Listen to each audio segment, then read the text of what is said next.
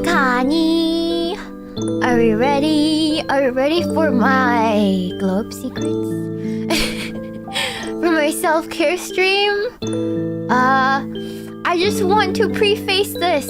I'm gonna say this again by saying, please be kind to people this stream and chat, especially today, because I don't know. There's some people who are they just don't know about some things, and you know, it could be embarrassing for them, but they're like mustering the courage to ask me. So I ask that we not make fun of people too hard today, if that's okay. I'm gonna get myself a drink. I'll be right back.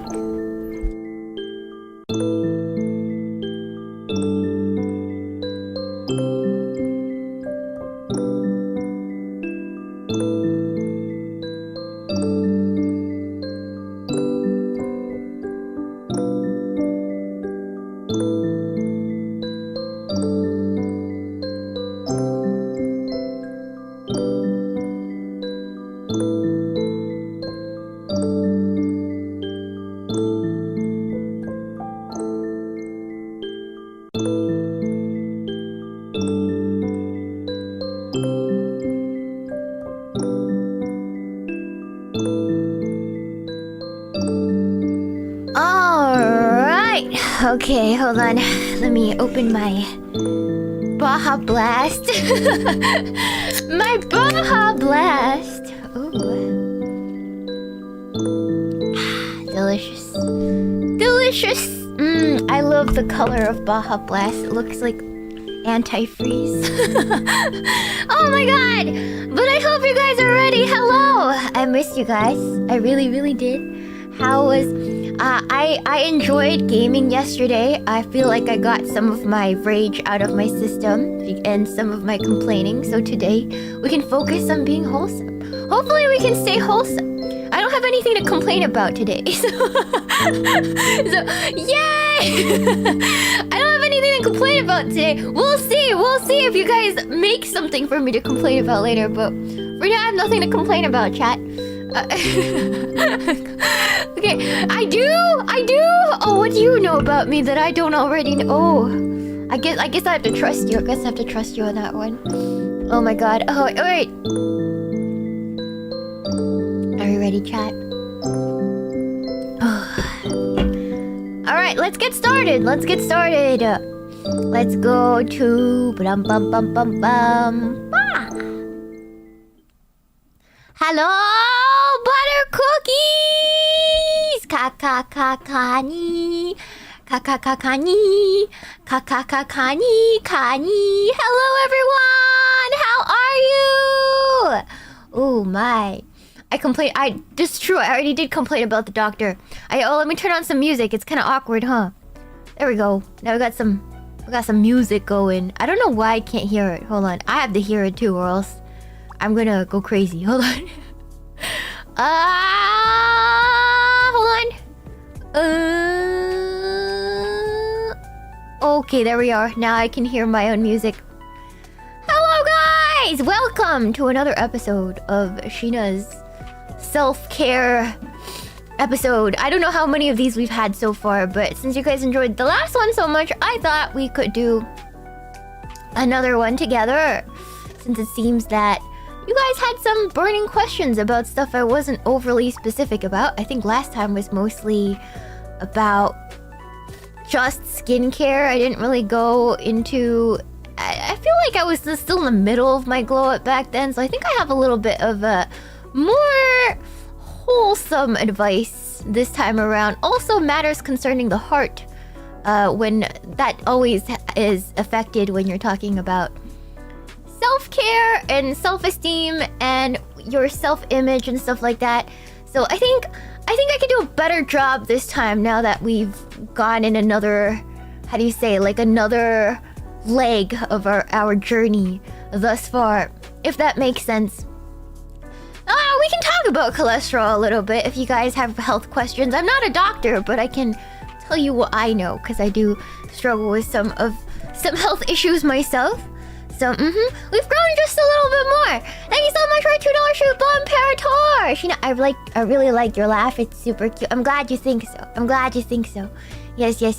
We've grown a little bit more. I feel like, as Miss Streamer myself, I did grow a little bit more compared to last time we do this as a person. I'm in a new part of my journey right now, so I just want to give you guys some advice so you guys can maybe take something from what I learned during my journey. And if you guys have any burning, embarrassing questions that you guys have never been able to ask anyone because you feel like you're too old to ask, or nobody ever taught you how to do something, or there's a weird part of your body that looks really weird and you don't know if it's normal, I can try my best. I don't know, like for me, I guess to give you guys an example to get you guys in the waters, this is a girl prob. I don't know if I have any girls in my chat today, but if you're a girl, have you guys ever had dark armpits? I had no idea. My armpits were dark for years, and I had no idea why. And it turns out I just wasn't taking care of them after shaving.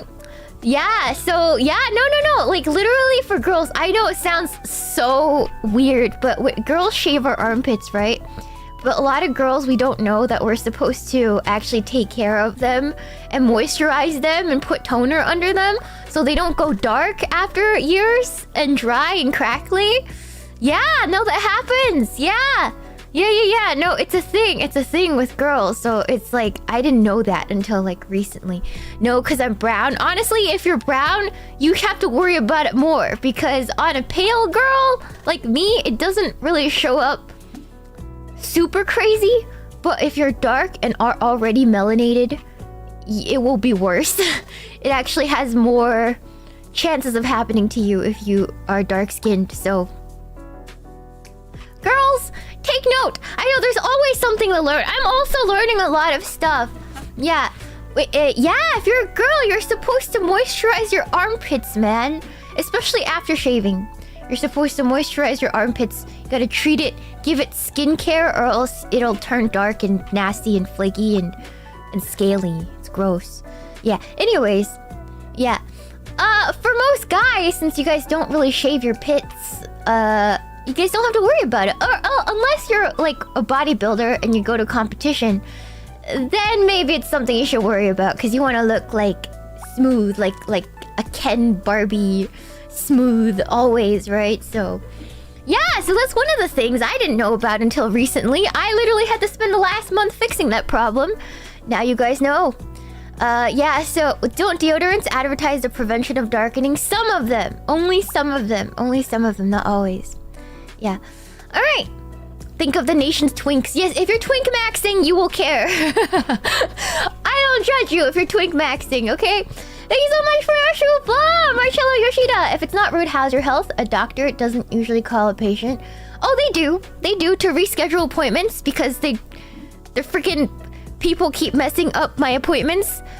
So my ENT messed up my appointment because he's actually on vacation. My ears, nose, throat doctor. And so I was like, can I reschedule then? What's the soonest available appointment? It's their mistake, by the way. I was scheduled to find out if my throat was okay today. And they're like, oh, a month out. Not until April. I'm like, are you freaking kidding me? You motherfuckers wasting my time. Yeah, so I won't see them until the beginning of April. What can you do? You can't really do anything about that. Thank you, doctors. I know, so stupid. So whatever. Whatever, man. You know? Yeah, anyways. Is it gonna mess up getting a fix in Korea? No, I'm getting checked.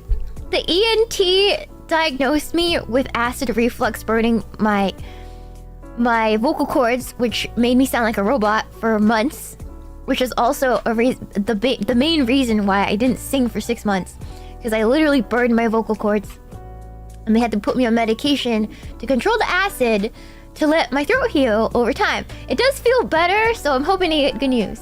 Good news. The other issue with my singing is I have a deviated septum, a real deviated septum, and I regret talking about this because this requires surgery to fix, and it's a type of plastic surgery to fix my deviated septum so I can stop sounding so nasally all the time.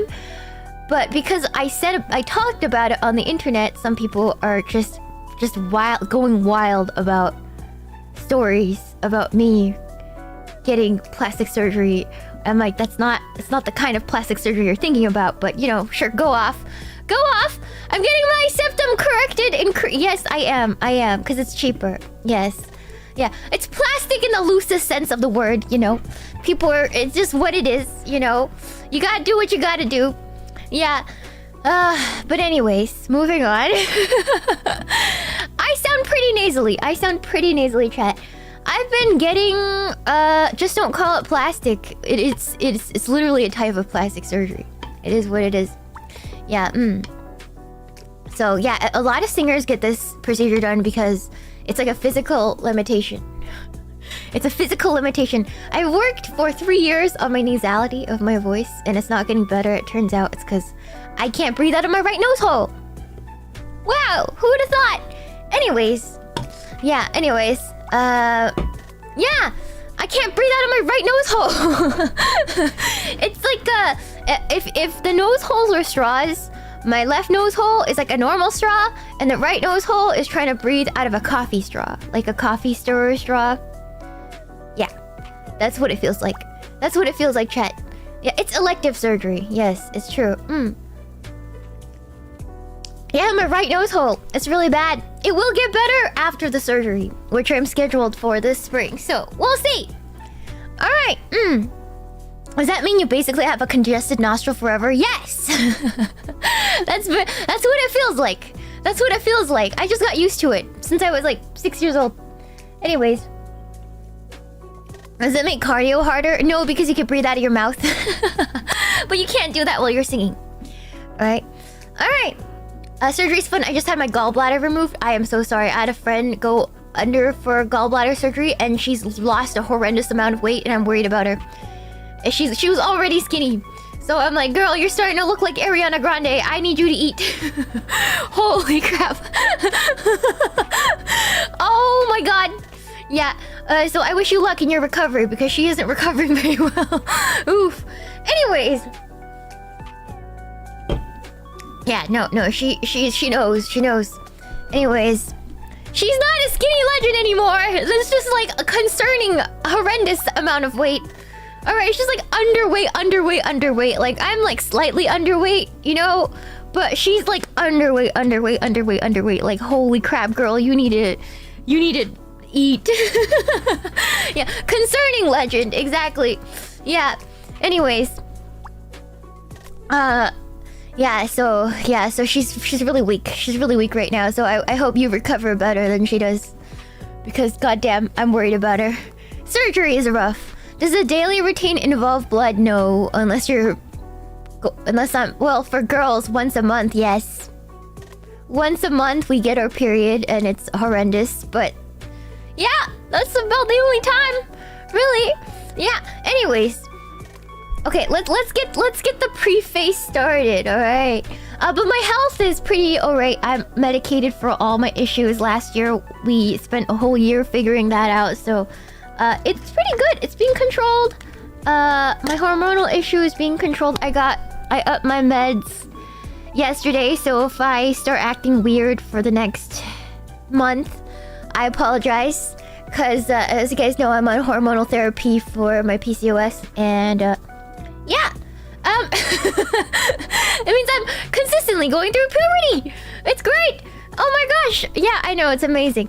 Yeah. Thank you so much for a show about Robert Valley. So seeing concert tomorrow, metalcore band called Throne got me thinking you'd ever do a music festival with your coworkers.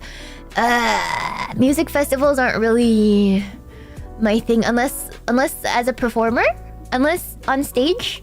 But I hate concerts and raves. Can I just say that? I hate it. I hate it. I went to like one rave when I was like young. And it sucked. It sucked because all my friends were high and I wasn't. I was just making sure they didn't die. It kind of sucked. It was hot and sweaty. It was terrible. Hated it. Anyways, okay. When I was young, yes. Alright. Yeah, I was just a sitter. I know. I just don't like concerts. Unless it's like a concert with like sitting. Like if I have a seat. Like if there's a concert and you could buy a seat and you're just not standing in the mosh pit, that's like the only time I'm willing to go see one. If I don't have to stand, I hate standing concerts. Horrible, terrible idea. Too old for that. Just not my life. If you're gonna invite me to a concert, it has to be like seated. I hate the mosh pit. No way. Okay. Yeah, my ears ring in loud places. No, yeah. I have to bring my autism earbuds to dampen the sound. But then if I wanted to listen to music, I just listen to music. You know, I'm just too old for it, man. Bring me to an opera or a play.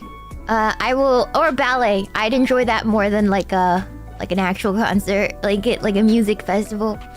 Yeah, I applaud you if you still have the energy for that. Awesome youth. I am jealous. Yeah, no, I just want to survive. Yeah, I am jealous of you. You have eternal energy and I don't. Oh my gosh. Yeah. Anyways, yeah, Broadway would be nice. Yeah, are you cultured enough to understand ballet? Yes. Yes, I am. I love ballets. I like watching ballets. I just like ballets more than operas, I feel like. Ballets and musicals are my favorite. If you're gonna bring me out to see anything, if it's a ballet or musical, awesome. Normal play, I'm not really into. Yeah. Do I have a favorite ballet? Ooh. That's so tough. You know, I'm lame and I go see Swan Lake every Christmas. No, not Swan. Like, I see Swan Lake every winter season, as well as the Nutcracker every year, every single year, every year without fail. Those two, I know it's basic, but every year without fail. That's what I see. Yeah, every year. It's without fail. I'd see it every single year, and it's awesome. Yeah, my sister and I go. Yeah. And you really knock it. It really gets you in the spirit, and it's like an excuse to dress up with family and stuff. I think it's kind of cute, you know. Those things feel like are lost on the new generation. But I like it. I like dressing up and going to see those things in a beautiful auditorium and stuff. Why Swan Lake? I feel like every girl, if you ever dance ballet, dreams of being cast as Odette in Swan Lake. I've always dreamed of being cast as Odette, but I am not. I'm just like the worst dancer in the class, so I always was in the back. I was never gonna be Odette, chat. Alright? Yeah. I was never gonna be Odette. Yeah, okay. In a ballet class, usually only the best dancer gets to be the the main dancer, like the principal dancer, alright? But everybody else who's mid or below, which I was definitely below, always got the back, because you don't want to like mess up everyone else, you know what I mean? So I was always put in the back, because I'm just not a very talented dancer. I was just there because I like the idea of being a ballerina, and I like dancing, but I never got really good at it. I never really got good at it, chat. But there's that. I was just there. Yeah. Thank you so much for the $2 show. But does your routine involve shedding your shell? Does scrubbing my body? I forgot to put that in this presentation. God damn it. Anyways, how long were you a dancer for? I danced from like age 8 to like end of middle school, and then I quit. And then I didn't dance again until I was like 21. And I danced casually in a ballet class from age 21 to 25. And then, yeah, so it wasn't like serious. I tried. I was able to go on point at some point when I was younger, but I wasn't ever really good. I wasn't ever very good, chat. I wasn't ever like a standout. I wasn't talented in it at all. It's just something I did, if that makes sense. I enjoyed it. They have adult classes. Yeah, they have adult classes. Absolutely. If you're an adult like me and you're like old and you still want to take ballet, it's not too late. You will probably never be an actual ballerina in a ballerina company. Like, it's too late to be a professional dancer, but as a hobby, it's never too late. Never too late. All right, you can enjoy dancing no matter what, unseriously. You can take it as seriously as you want, you know, but just know if you're past like age 25, actually age 20, and you start dancing, you're probably not going to be a professional. You're probably not going to be a professional at that point, but you can still enjoy dancing, all right? Because a dancer's career is very short. It's like, what, they graduate high school and then they start dancing professionally age 17, 18, then they're professional until age 30. But those people start dancing when they're like 2 years old. So it's a little too late, but it's not too late to enjoy it. Yes, I hated ballroom class. Yeah, don't do anything you hate. Don't do anything you hate. But let's get started, okay? So why look a little bit. So why is self-care important to me? Because I know to a lot of you, oh, a girl's talking about her appearance. It's so shallow. Shiina, this is such a shallow topic. Why should I even be listening to you? I get it.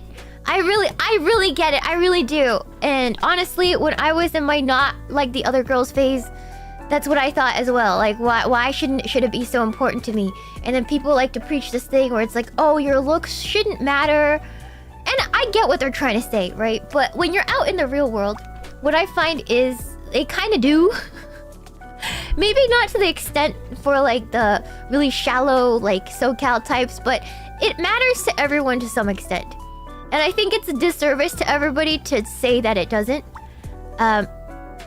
And I'll explain why in a second. Yeah, actually it matters a little bit for everyone, no matter at what level. Yeah, because humans are biologically sort of programmed to look at the cover of your book. And even if they're not inherently aware of it, that's just how it is, right? You want to give yourself the best chance at your personality being able to shine. Because, look, it's not just guys, right? The girl could have the most lovely personality and be the most wonderful girl. She could be a perfect girl. But if she is, you know, obviously not taking care of her hygiene and she's way overweight, then obviously her chances are going to be a little lower. Not a lot of people are going to give her that chance. That's just the reality of things. And I feel like people pathologize this too. Like, they put too much thought into this. They hear somebody say this and they feel hurt. They feel really, really hurt by this. And I think the secret to just embracing this and the globe is to not overthink it and feel victimized by that, because that's just human nature, right? Obviously, it just means that maybe you just have a little bit of things to catch up on, and there's nothing wrong with that. There's nothing wrong with that. It's just how it is. Like, don't overthink it. Don't overthink it. There's a lot of people that are behind. To some people, they really don't care. You know, maybe that's not something that matters to you. But the important thing to take away from this is don't overthink anything that we're going to talk about today, because this is just very objective. It's very objective. We're just trying to improve the quality of our life, right? All right. So why was this important to me specifically? I had no confidence. If you guys remember how I was 3 years ago, or two and a half years ago when I joined FaZe, it was very obvious I had zero confidence, right? I just never developed this confidence. It was extremely obvious. I did not believe in myself. I relied on what other people said. If somebody else said that I was doing great, it means I was doing great. But I had no sense of that myself. Hated myself. Couldn't even walk out of the house without feeling self-conscious. I didn't look up when I went outside. I just never looked up. I was scared to look people in the eye. You know, I got one guide a lot because I was insecure, which we'll get into that. Crippling insecurities that affected work and friendships. Horrible, deep-seated insecurities that go beyond the surface, obviously. But it really did affect my performance on stream and my friendships as well. Not only on stream, but also prior to stream when I was Sheenorb. It was easier to take things personally. And that's why I feel like if I had taken care of my health and appearance and everything earlier, I feel like I could have been even a better boss than I was able to be when I was in my mid-20s. When I was in my mid-20s, now looking back, I feel like I could have handled a lot of things a lot better because there was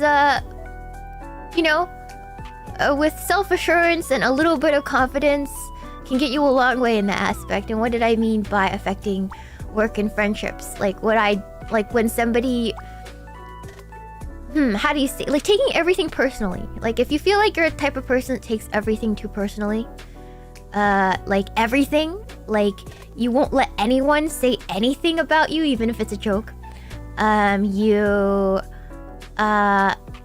You know, every little thing somebody says, you see it as a slight against you or your character, and you feel like you always have to defend yourself. That is insecurity, right? That's insecurity. And it's like you become this person that starts blaming everybody else instead of just existing, right? So that's who I was, right? I felt like I was maybe living 10% of what could be my life. I know a lot of people feel this way, but if you have no confidence, you're insecure, you're obviously not going to hang out with your friends because you're embarrassed about whatever it is. It could just be in your head, but you're just not living your life. You're holding yourself back. You're holding yourself back. I was holding myself back, chat. I realized that grot maxing and being too low-key about myself and victim mentality, I wasn't able to live my life to what it could be.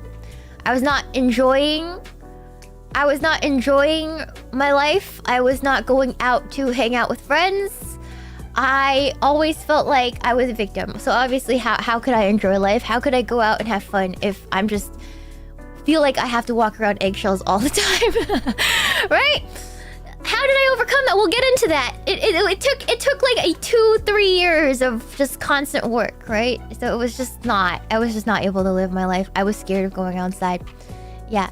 So if you're feeling similarly, just know I get it. I get you. There is a way out, but it's just gonna take a lot of time and a lot of little tiny steps. So I'm gonna walk you guys through exactly what I did.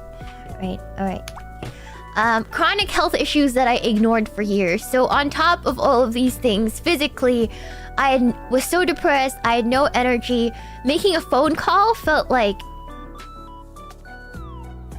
horrible. I don't know what it is. But if you ever suffer with this, with anxiety or depression, I just couldn't make that phone call. I couldn't face my health issues, like physically face my health issues. I just couldn't go to the doctor. And I feel like a lot of dudes actually have this problem. Where I don't know why, but especially men have an issue with seeing the doctor because you're just like, oh, it's just like let's just deal with it. You know what I mean?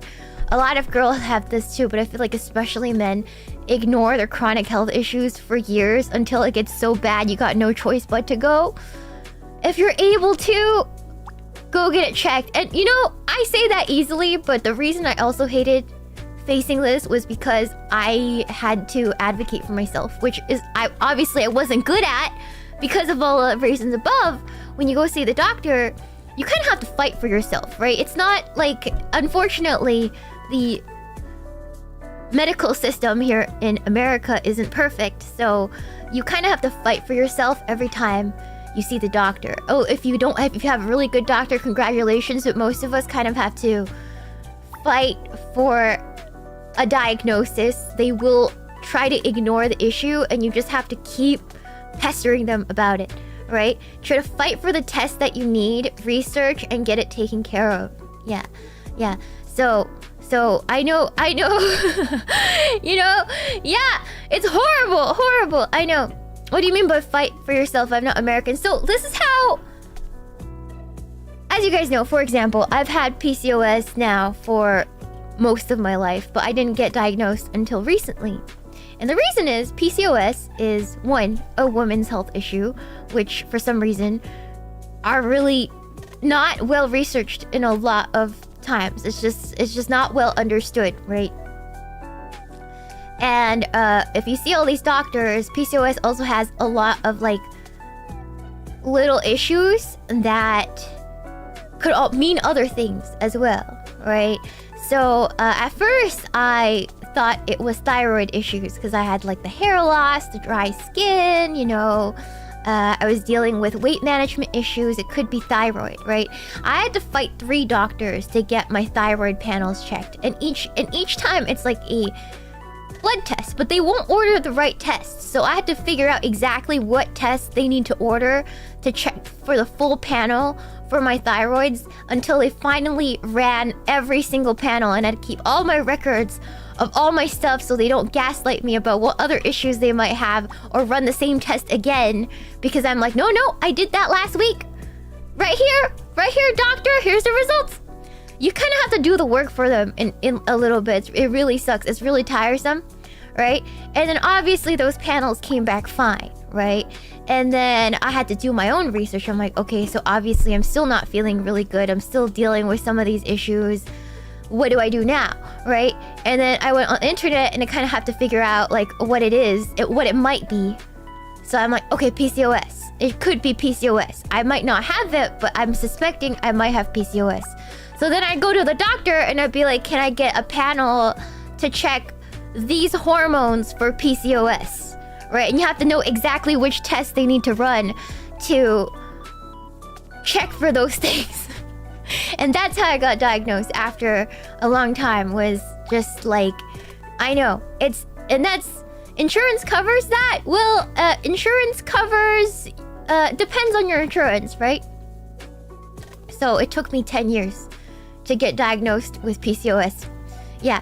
So it's pretty crazy. It's pretty crazy. So you kind of have to fight for yourself when it comes to chronic health issues, and I get it, but you gotta fight for it. So if there's something you know in your gut that's wrong, you gotta fight for yourself. And that's what I had to learn. I know! 10 years of blood tests, dude. 10 years of blood tests. They couldn't figure out what it was until I had to advocate for myself. Yeah. You usually diagnose it in teens, but a lot of times you don't get the care that you need. So, you know, it is what it is. So now I am on medication for it after a long time. Yeah. Better late than never. Getting bounced around. Yeah, the fun part is you have to pay for that. I know, it's too much complaining, but hey, we're here. But I think I could have gotten it done earlier had I decided to fight for myself earlier. But I wasn't consistently fighting for myself because I was depressed and dealing with all this stuff. So until last year, I had to lock in and be like, no, man, I actually have to grow up and deal with this and stop complaining about it. I have to figure it out because it's not serving me. I have to fight for it. So that's how we figured it out. So chat, if you're dealing with any issues and you've been dealing with it and you feel like you're just broken, like, go figure it out, chat. I'm telling you, you just gotta fight for it. It only gets worse if you ignore it, chat. All right. And then generally feeling like I was aging really fast after age 30. I hit 30 and I just felt like I looked in the mirror one morning and I was like, God damn, girl. Crap. Do you guys ever get that? Just look in the mirror, you're like, oh my God, I'm a mess. You know, you're like, oh my God, if I don't get my stuff together, I don't think I ever will, because this is a pivotal moment in your life. Yeah, not just wrinkles, just like your overall condition. I remember like my skin, I was like dry, crackly, crusty. I was just not well groomed. I realized I hadn't brushed my teeth in like 3 days.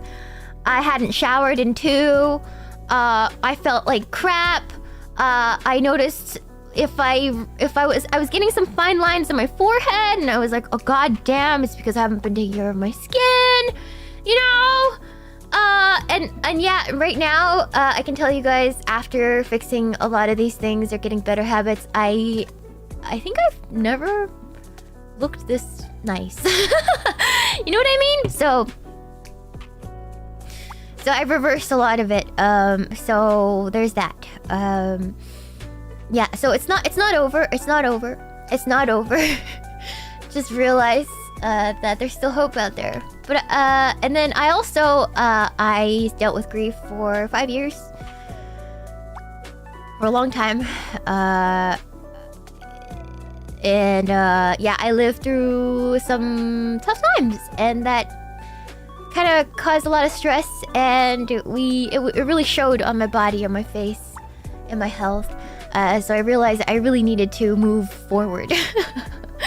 I really needed to move forward and not hold myself back with all this baggage, you know? Yeah. All right. And then yeah, I wanted to stop blaming life and other people for my problems. Like, oh, I was so mad at society because wow, nobody tells me I'm pretty anymore. And in my mind, it wasn't because I wasn't taking care of myself. It was, wow, people are so shallow. Like, oh, people are so shallow. Men are so shallow. They won't even take a look at me. You know, they won't even tell me I'm pretty anymore or whatever. You know, I blamed the entire world. I was just such a femcel at that point in that way. Like, I blamed everything but my own mindset. You know, I was like, oh, The world is so shallow. It's a terrible place, you know. It's because people are so shallow that they don't find me pretty anymore. Not because I'm stinky and unshowered. You know, it was just not a good place. Oh my god, people on the internet are so mean to me. Oh my gosh, it affects me so much. I'm such a victim. You don't want to be like that. It's like not attractive. It's just like a never-ending cycle, right? You just go around becoming less and less attractive because you hate yourself. You know what I mean? You know what I mean? And it's so easy to keep blaming others because you don't have to take any responsibility, right? And for me, I guess it was the easy way out. I don't have to take responsibility. I could just blame it on everyone else. I didn't have to put in the work. You know what I mean? But I had to get out of that. I realized that. Right. Thank you so much for a $2 show, bud, espresso. And you know what the worst thing is? You know, when you're blaming other people for everything in your life, and then you always have stuff to rant about, like really tough rants to your friends. Like, how do you say? Like your life never feels in control. So you're always complaining about stuff you could fix to your friends, and then they get tired of you. They get tired of you. You know what I mean? They get really sick of you. And you don't want to be like that, right? You don't want to be like that. Alright. So, remember this, guys. Self-care is taking responsibility for yourself. I feel like the marketing for self-care has been like girls being really wishy-washy about it. Like just like, oh, you gotta take a bath and like put on a face mask and like, you know, relax and sleep more. It's not as simple as that. That's like so surface level. It's actually growing up. It's actually growing up. It's actually growing up and actually taking care of yourself. It's actually realizing you are your own mommy now. There's nobody else in this world that could take care of yourself but you. Nobody else that can fix you but you. Alright? Yeah, it's called doing your dailies. Alright? Yeah, treat yourself as so vague when there's really unpleasant things about self-care. Really, really, really unpleasant stuff. Like, it's just dealing with your own bullshit. Dealing with your own bullshit, alright? That's real self-care, is facing your own bullshit. Is just looking at it and just fixing it head on, you know, not blaming other people. That is self-care. Alright. So one more thing. I know I'm standing on a box right now, but it's okay to not know. It's okay to be in that position right now. It's okay to be behind, and it's also okay if you're not ready and you don't care. You know, some people, they really don't care. And it's rare, but some people just don't, you know? But perhaps if you think you don't care, but you're feeling all the things I talked about in the first section, then maybe you do. Maybe you do and you're not ready to face it yet. Just remember that. Yeah, you can only save yourself, chat. It's true. It's true.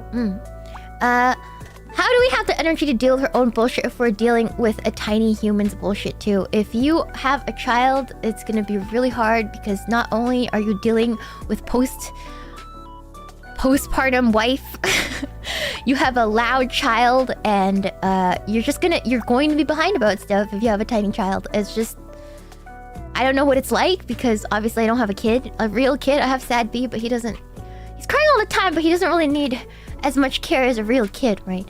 So so that I can't really help you with, because obviously your priority is the kid. And so I can't really talk about that, but just remember, you can't help your child if you run yourself off a cliff. You know, if daddy is unhealthy, then how is he gonna help his family? Yeah, so at least do enough to keep you schmoving every day. Thank you, Caesar. Welcome to the Butter Cookies. Welcome. Welcome. You can't take care of your child if you let yourself go. Exactly.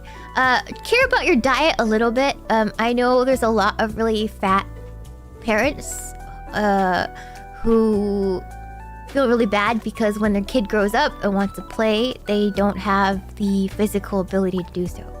I'm not a mom, but I have friends who are mothers and fathers. Yeah. Yeah, and most dads get through it by grinding themselves to dirt. Exactly, and you know what happens? You know what happens to dads who grind themselves to dirt and don't take care of themselves and thinks that's just the only way to go? Then they ignore everything. They don't have enough energy for anything that's important, their kid or anything. And then because of terrible circumstances, they get divorced.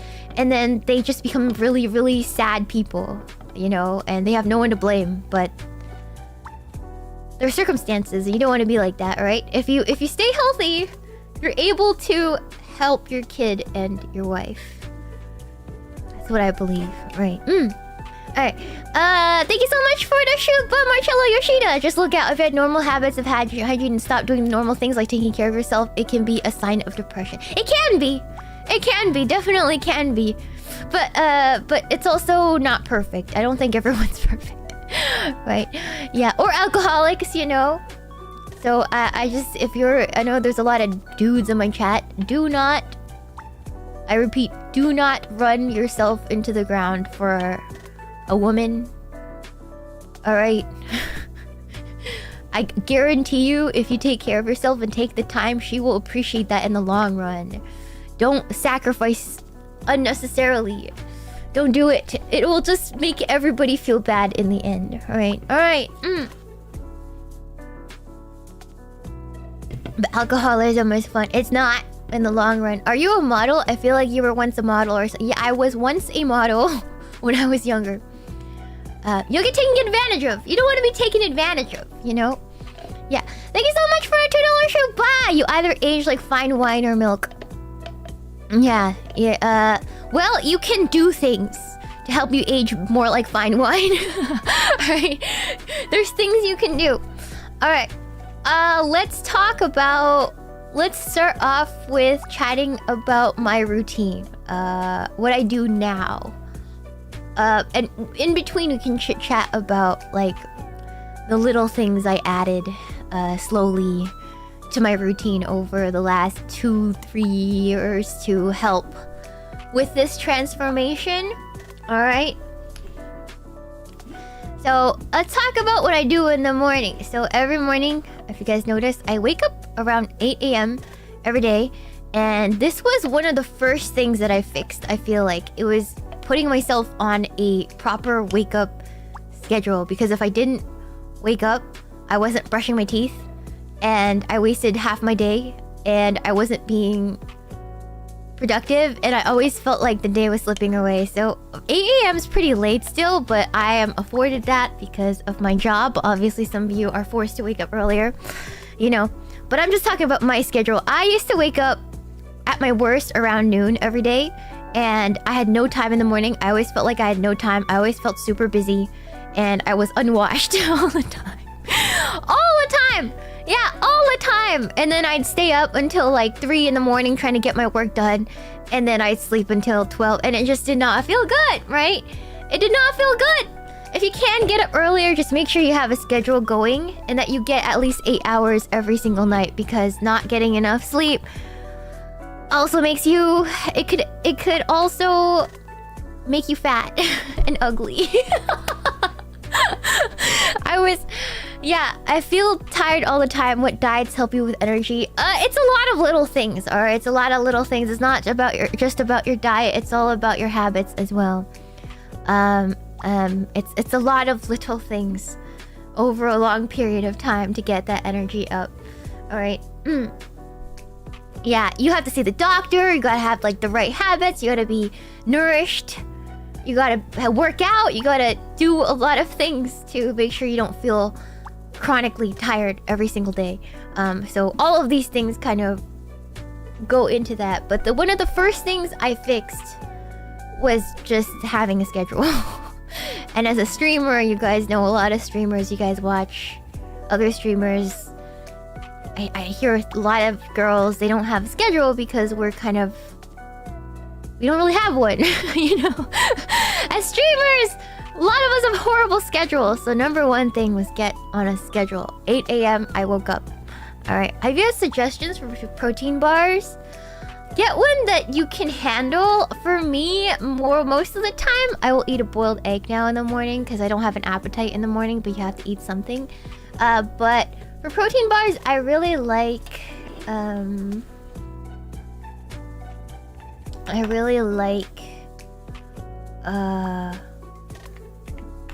there's like wafer...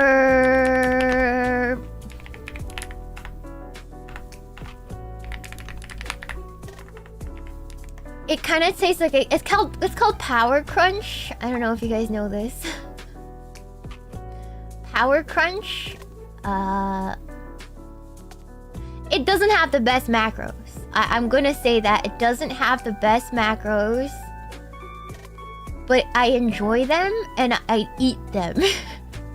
That's more important to me than the if you get one with perfect macros and you won't eat them, then it doesn't matter. Remember, it's not about perfection, right? So Power Crunch, this is what I like to eat because they taste really good. Sugars are okay, only 5 grams, and it has 13 grams of protein, which is enough to get me going for my workout in the morning. Yeah, a lot of people are gonna get into, avoid some things and stuff like that, but if you're too depressed to eat, don't worry too much about the macros, because we're not there. Like, we're gonna give everybody just like imperfect advice, because if you're gonna go balls to the wall about advice, it's too much, right? So I just found something that I liked. I just found something that I liked and had enough protein in it to get me going. And the calories, just worry about protein and the calories in it. That's the only two things I'm gonna worry about, because honestly, if you do things perfectly, you might burn out. There's too many things to worry about, right? It's one you have to start somewhere. So I still eat these because they taste good to me. They're tolerable. I'm excited to eat them. They feel like a snack. I don't hate them, right? Gotta find what works for you. So if you guys haven't tried these and you guys really like Kit Kats, I would suggest giving Power Crunch a try. It's pretty good. It's pretty good. Yeah, starting tier advice. We'll worry about optimization later, but we're not talking about optimization because it's just too much, right? There's always something to optimize. You're never gonna optimize everything, right? Yeah. So if you like Kit Kats a lot, or Quadratinis, you're going to like these. So give these a go, chat. Give these a go. If you really like them. It's 13 grams of protein per, I believe. It's not like perfect. It's like, I believe it's like 200, not even 200 190 calories or something for one bar, and it's 19 grams. Yeah. This is a starter leagues. Yeah, we're just trying to get you from rot maxing to like functional human being. You know, it starts somewhere, right? Then I will go into detail about my face routine in the morning. But basically, I would rinse my face, moisturize, and sunscreen. This is not my full routine. I just do this because I need to leave the house to work out. And my skin's really dry. So I'm not going to do my full routine. I'm just going to rinse all the drool off, put some moisturizer on, and my sunscreen, so my skin is protected from the sun while I'm out doing errands. Right? This is not my full routine. Just enough to clean me off, enough to go to work out, right? And then I then put on my workout clothes, eat a little tiny bit, and leave the house. So I just want to say that this might be a lot if you're starting out. So obviously you might be at different steps.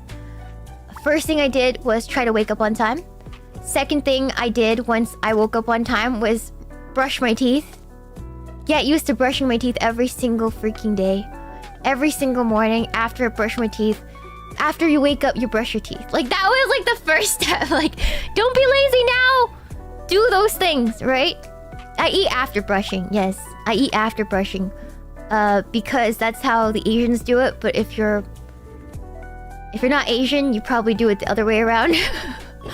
But most Asians brush our teeth first before eating. But you know, yeah. But Asians always eat after brushing teeth. But if you eat first, then just do what you need to do, right? But I always brush my teeth first. Yeah. If you're Asian, you know how it is. Also, if you're not Asian, but you struggle to eat, to like remember to brush after you eat because that's going to another room or something, or like it's just a lot of like, if you go into the kitchen and eat, you don't feel like going back to the bathroom later and you're struggling, I suggest you adopt the Asian way. Just wake up, brush your teeth, you know. You know what I mean? Like if you don't have that habit, if you traditionally brush your teeth after eating and you're struggling with that, try the Asian way. Try the Asian way, chat. I floss only at night. I floss only at night, chat. I'm actually working on that personally, but if you do floss in the morning, go ahead and do that. But I only floss at night personally. Yes. That's a new habit. Actually, I haven't started regularly flossing until 3 months ago. That's how bad it was. Anyways, so chat. Yeah, I only floss at night, but I don't floss in the morning. But if you do, kudos to you. I only floss at night. All right. Yeah. So if you're Western and if you're white and you're struggling to brush your teeth right after you wake up. Yeah, I know. Just adopt the Asian way of doing things. It might be strange, but I feel like it's just sometimes it might be easier to wrap your brain around in the long run. All right. So that's the first thing I sort of got used to. Then I started caring a little bit about my morning face routine.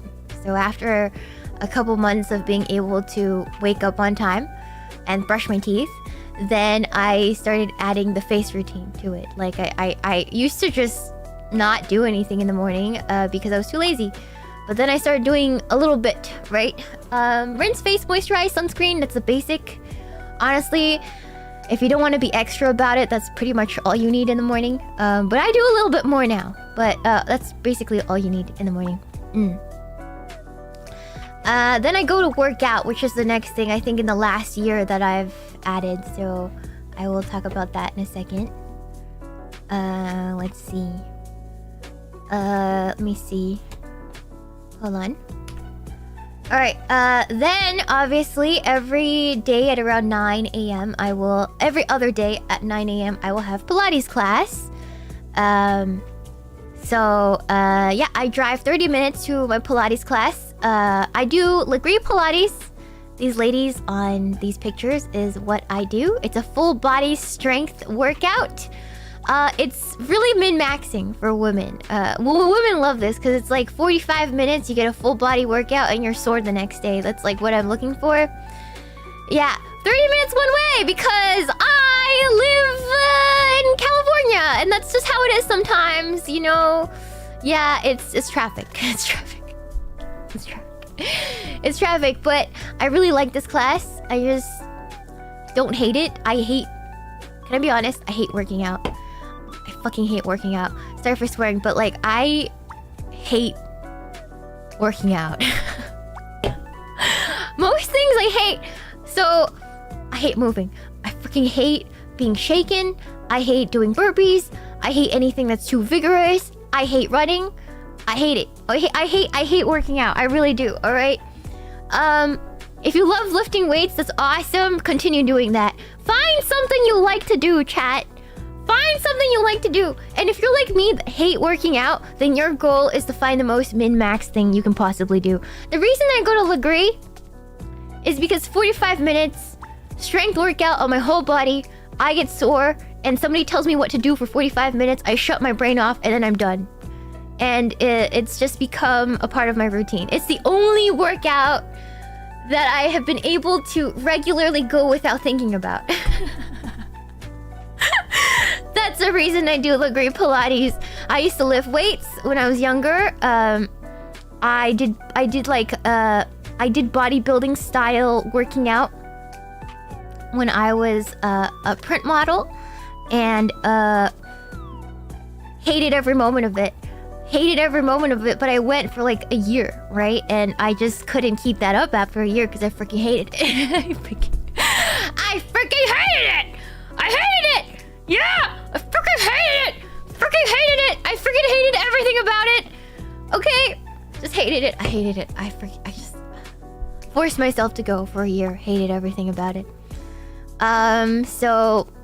yeah, and then I'm also getting a little too old for Stairmaster every single goddamn day of my goddamn life. Like, I just couldn't do it anymore. I was like, I'm freaking bored, right? I don't want to think about it. I noticed when I was hating it, when I was counting down the minutes to my workout, I was like, wow, I freaking hate this. I can't wait to get off of this freaking Stairmaster. I freaking hate the Stairmaster. Oh my god, I kind of gaslit myself into liking it for all these years, but I freaking hate this. You know, you shouldn't have that attitude about working out. You should find something that you're like, brain off, get it done, you go home. you know, you need to find that thing, alright? Yeah. So this took many years. I don't think until last year I figured out, oh, I like Pilates. I like Legree Pilates. And yeah, that's my standard. So now I've been going every other day. Every other day, non-stop. I just don't think about it anymore. I just don't think about it. I'm not even thinking about whether or not it's gonna make me hotter. It's just... I just realized it's just something I just gotta do. like brushing my teeth. You just show up and do it. You know what I mean? It's just like as simple... To me, it's like eating. It's like I gotta eat. Every day. Just show up. Don't overthink it. You know, just remain consistent. I just resigned to my fate of I gotta be at the Pilates class every other day. It's just how it is. Yeah, But find something that you're able to sort of think of that way. Because if you hate it, it's never gonna become a habit. I guarantee it. Like, I know if you're a guy, you're always going to be encouraged to lift weights at the gym. But you might hate it. It might not be your thing. You might like running more. You might like pickleball or tennis or, I don't know, biking or hiking or walking even. Or something. You just gotta find that thing you like. Just try a lot of things. You might like swimming. You might like stationary biking. You might like calisthenics.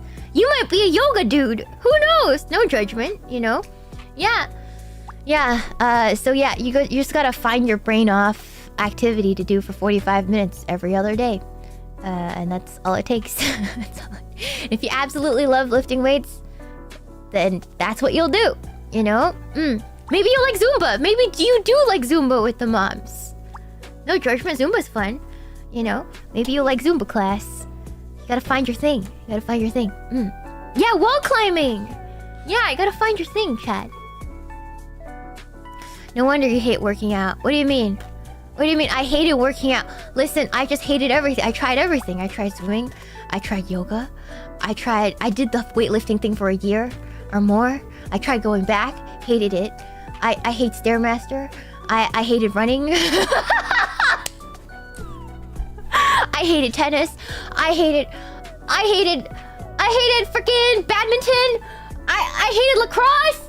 I hated soccer. I hated everything. Okay? For me, it was just, okay, I finally found something I don't hate. So, thank God, you know. I did try rock climbing. I like rock climbing, but I degloved myself one time in rock climbing. Yeah, I never went back. I never went back after partially degloving myself. Alright? Okay? So that's why I don't do that anymore. I didn't do rugby. No, I'm not built for rugby. Yeah. So I did kickboxing. I kind of liked it at first, but then started to hate it because I threw up after every lesson because I was going too hard. Yeah, I hate it. I did MMA, kind of hated it after a while. You know, you just gotta find something that works for you, chat. Yeah, Yeah, anyways, casual degloving mention, I know. I know! You gotta find your thing, chat. And then after a long time, now that I'm older, I'm like, I like something that's not too vigorous, something that won't make me jump up and down or move very fast, but will still get me a good workout. And Pilates was the perfect thing for me. Because I hate it. Any fat people in chat know this, because or formerly fat people. When I was Shinorb, when you are orb-like and you do jumping jacks, do your rolls itch? Do your rolls itch? Any former spherical people or currently spherical people in my chat, do your roll... That was my problem. Yeah, no, it's real, okay? You do jumping jacks, right? And the moment you hit the floor, right? You hit the floor after the jumping jacks, then your rolls vibrate because of the impact, and then your rolls start, your whole body itches, and you get a rash from your sweat and the rigorous motions that you put your body through because you're so fat. Like, yeah, it happened to me, chat. It's the tingle. Yeah, you feel the waves. And then you just struggle. You're like, wow, you cry in the locker room because you're like, oh my god, I hate working out. Is it gonna feel like that forever? Holy crap, I hate this. You know? Yeah, hidden knowledge unlocked. Yeah, no, you get this, you feel this. I feel you, because that's what I felt when I was fat. I felt the waves. And then when you get sore when you're fat, you ever get a massage with a massage gun? You're like massaging a knot out from your back with the massage gun, right? And then it vibrates your entire body and your neck itches because you got neck rolls.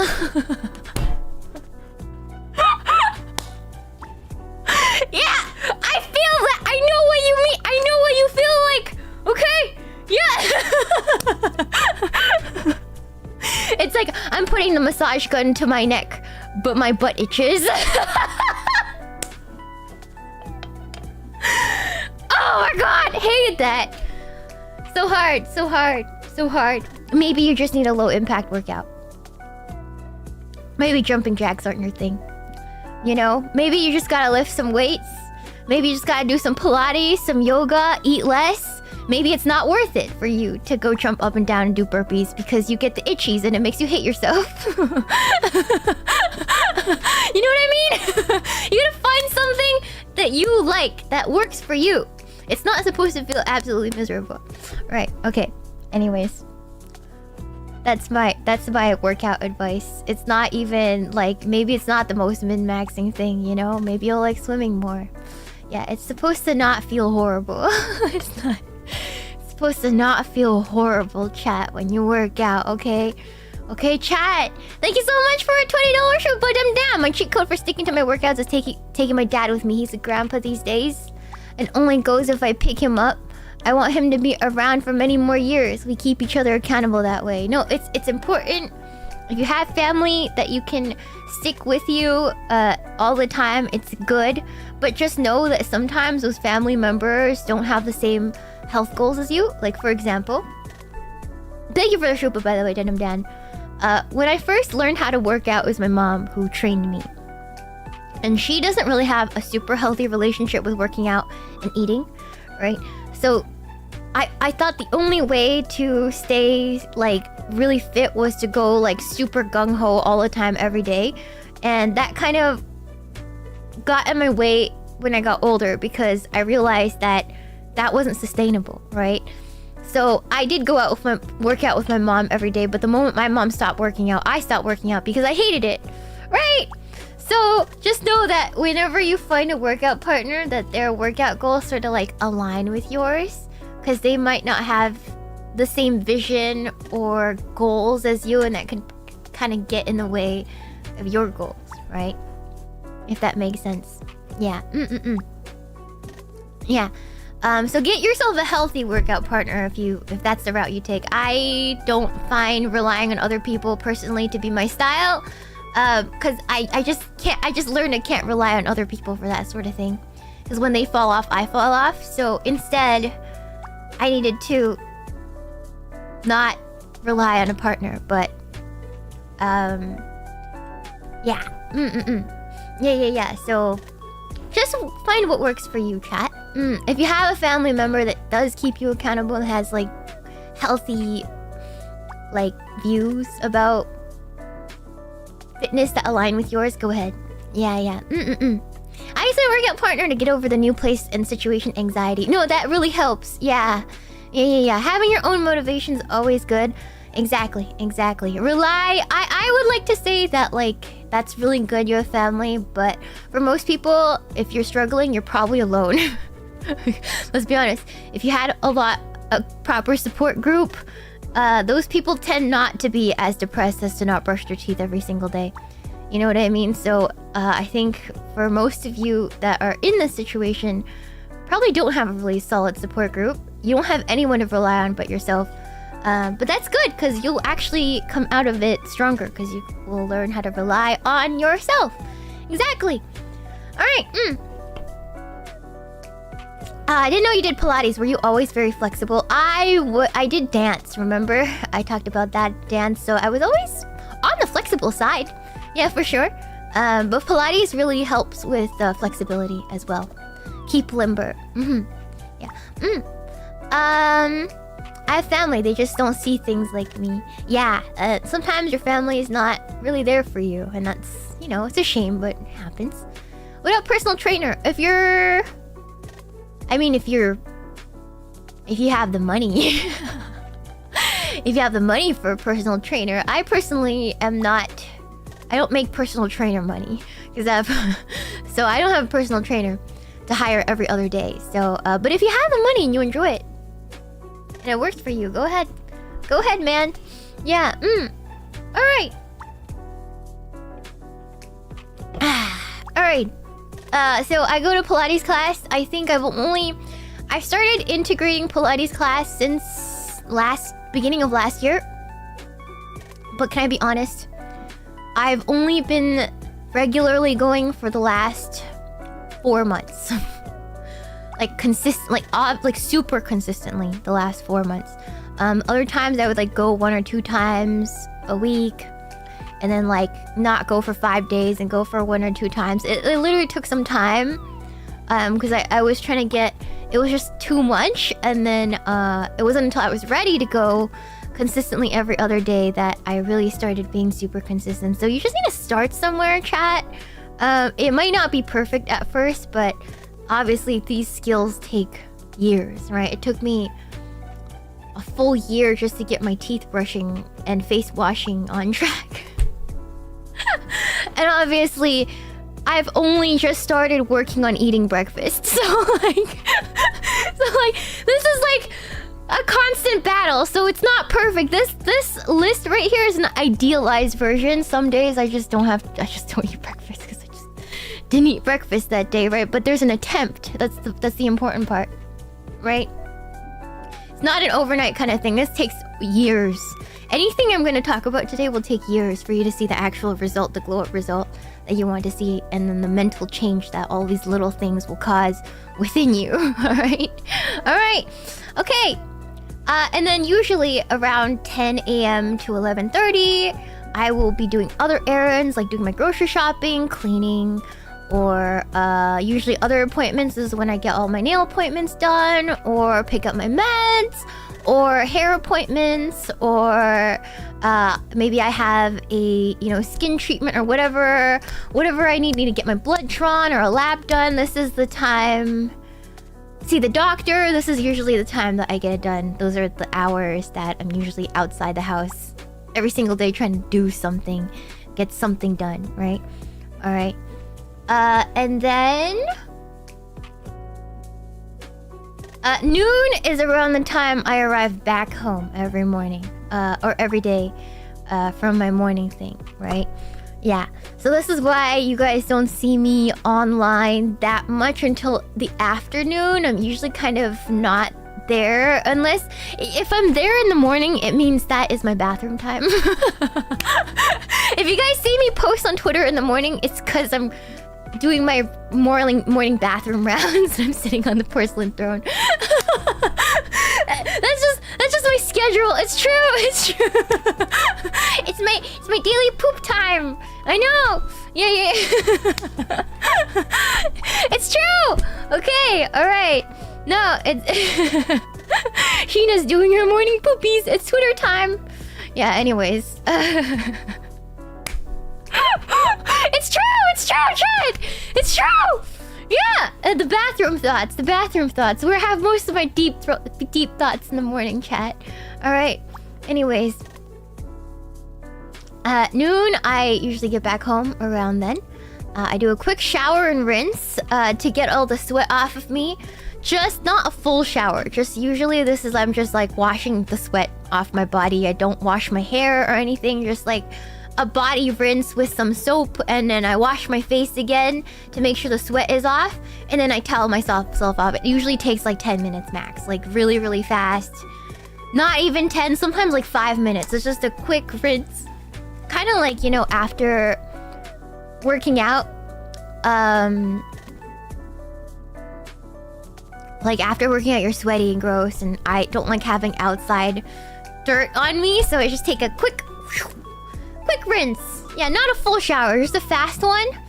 And then I do my full morning skincare routine, which I will get into it later. But if you're not super intense on it, just put moisturizer and sunscreen on again. For me, this is when I do my crazy woman stuff, which I will talk about later. Just to give you an idea of how crazy my routine is. My full morning skincare routine to prevent me from aging. And I finally eat a healthy lunch. Yeah, full showers are at night. I full shower after stream. Every time after stream, I do my full shower, which I will talk about. But I do a quick rinse in the morning after working out. Yeah, I use lip gloss. That's skincare enough. It's not enough. It's not enough, chat. I did a full skincare specific stream before, which talks more in depth about like skin types and stuff like that, which you should definitely refer to if you're struggling with that. It's something girls notice. I can 100% tell you, in terms of skin condition, women do notice your skin condition. So if there's one thing you could like fix that will help you get the most bitches would be your skin condition and your hygiene. It's something a lot of my girls talk about whenever they're like, man, why do guys have that such crunchy bad skin? It's the one thing you could do to get bitches, like so many bitches. All right, let me tell you. Okay, yeah, it's the one thing. All right, okay. Yeah, normal to combination skin check-in here. You can refer to my other stream to get a good idea of what you should be doing. I'm gonna talk about how extreme mine is today, and then you guys get an idea how crazy it can get. Not that you guys need to do what I do, but it's like you guys get an idea of what women have to go through. All right. I thought women liked rough, rugged men. We do like rough, rugged men, but you just gotta have nice, healthy hygiene, you know? Being rough and rugged doesn't mean you have, like, gross pimples, like, all over and, like, scaly skin. You know what I mean? That'll take away from the rough and ruggedness. You know, what we mean by rough... What a woman means by a guy rough and rugged, it means they got, like, a 5 o'clock shadow. They're, like, well-groomed and stuff. Like, don't listen to women when they say, oh, but I like a rough and rugged man. Rough and rugged to a woman has a different meaning than rough and rugged to men, alright? It's just different, right? Rough and rugged to women, they're just really buff, have a 5 o'clock shadow, right? And have calloused hands. And veiny arms. That's literally what women mean when they mean rough and rugged. They don't actually mean somebody who's like rough and rugged in the man sense. You gotta like translate it, put it through your brain translator, right? It's kind of the same thing like how men say they want like a woman with no makeup, but men can't really tell if you have makeup on, right? So what men mean by they like women with no makeup is they like the no makeup look. It means you look healthy, you look clean, you don't look overdone, you got just enough makeup on to make you look awake. That's what men mean. Not like you look like you have a ton of makeup on. right? It's like the mistranslation between men and women, right? The natural look, right? That's what men mean. So it's the same thing with women when they say they want a rugged man. It's not the same definition. There's a lot of work that goes into that, right? Yeah, so there's a gap in communication. Does that make sense?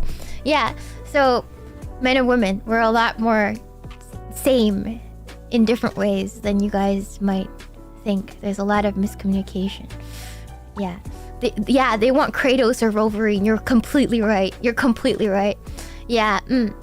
Dad bod is another example. Yeah, they like a guy that's fit but definitely eats pasta. When a girl says she wants a guy with a dad bod, very rarely does she actually mean Homer Simpson. It just means they obviously do outside activities and work out, but they also eat a lot of garlic bread. Like they might have a little bit of a tummy, but it's still muscular under there. That's what they mean, right? It's like, it's so annoying. It's so annoying. Yeah. Anyways. Yeah, it's so misleading. I know. But like men are also misleading about women. It's the same thing, right? Yeah. Anyways. You know why I know that? Because I talk to you guys every day, right? Like, not every girl talks to hundreds of men on the internet every single day. So, for me, I'm like, oh, I get it now. Because I talk to you guys every day. I get to know you guys. I'm like, oh, wow, I get it now, you know? But most girls don't talk to this many guys every single day of their lives. So, they're always gonna misunderstand. They're always gonna misunderstand, chat. Okay? So remember that. Remember that. Alright. Yeah. Literally hundreds of men every single day. Yes. Yes. Is somebody on the internet gonna call me a whore? Absolutely. We're just gonna leave it at that. We're just gonna leave it at that. Okay? Alright. Anyway. Okay. It is what it is. Alright. Okay.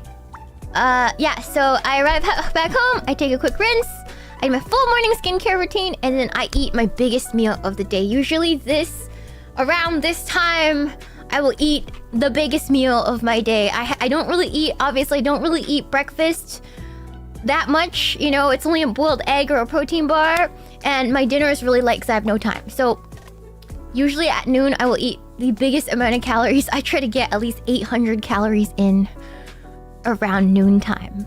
And it's usually spread out. I'll eat like a big meal and I'll keep snacking. Yeah, so it's the big meal. It's the big meal of the day, right? I want to get at least 600 calories in around noon. I have to eat at least 600 calories, preferably 800. So I'll eat a meal and then during stream, I'll be snacking on something. Right, I'm eating some chips right now. Not the best snack, but that's what I felt like eating today. So that's what I'm gonna do. Right? Okay. Yeah. No, listen. I'm 5'1". My TDE. Hold on. Let me look. Hold on. Because I'm kind of muscular. So this is actually great for my height. Hold on. Let me check again. I got my body composition done. Hold on. Let's see. Let's see. Where is my health app? Where is the... Nope, not this. Yeah, hold on. Alright. So I got my body composition done. And then, I'm only 5'1". I gained 4 pounds, so I'm around 100 or 99 to 100 pounds right now. And my TDE is around 1,100 calories.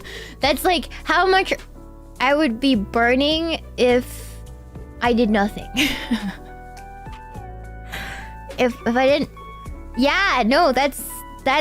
So with me working out, I can only have like around 1,200, 1,300 calories a day. If I eat over 1,300 calories a day, I will gain weight. With Pilates, it's only like 1,300, around there. So I'm short, guys. I'm short, so I know it sounds concerning, but you're only dealing with a 5'1", 100-pound woman. So you're not gonna It's not. You're not gonna see big numbers here, chat. All right, and this is good. This is good for my height because a lot of girls my height can only eat like 900 calories. Pretty bad. Yeah. The goal is to gain weight. My goal right now, because I'm within healthy range now, I would like to maintain 100 to 105. I'd like to maintain 100 pounds to 105 pounds at 5'1". That is skinny but healthy. Yes. Yeah. Do the Undertaker boot to Shiina. It's a good weight for me. Yes, 100 pounds is a good weight for me. But I'm only 5'1", so there's that. Yeah. Yeah. I'm only 5'1", so we're good. Yeah. I like to keep slim. Of course, I'm a girl, so obviously I'd like to be skinny. So I'm at the bottom end of my healthy BMI, but that's the way I like it. You know, that's the way I like to keep it, and I think most girls can agree. I know it's a little shallow, but that's where I feel the prettiest. That's where I feel the prettiest, chat. Around BMI 19. Alright, okay. If you don't understand any of those measurements, it's fine. That's fine. Just be healthy weight. Alright, Yeah. As Asian, we genetically do not have long pancreas to eat like American diet. Yeah, I eat pretty clean. I eat closer to a Korean or Japanese diet than... traditional Korean or Japanese diet than American diet. I don't eat American food every single day. Yeah. The height doesn't require much to maintain your body. You good? Yeah. I know it sounds concerning when I say I eat like 600 calories for lunch, but you gotta remember, I'm very small. I'm very small. Yeah, very normal for Asians. Yeah. I'm not even especially skinny for Asian. I'm like a size small in Asia, but like usually the girls in Asia are like underweight. There's a lot of underweight girls in Asia, so I'm on the skinny side of normal in Asia, but in America I'm considered very, very skinny. It's really weird. Let's see, what kind of food do I eat?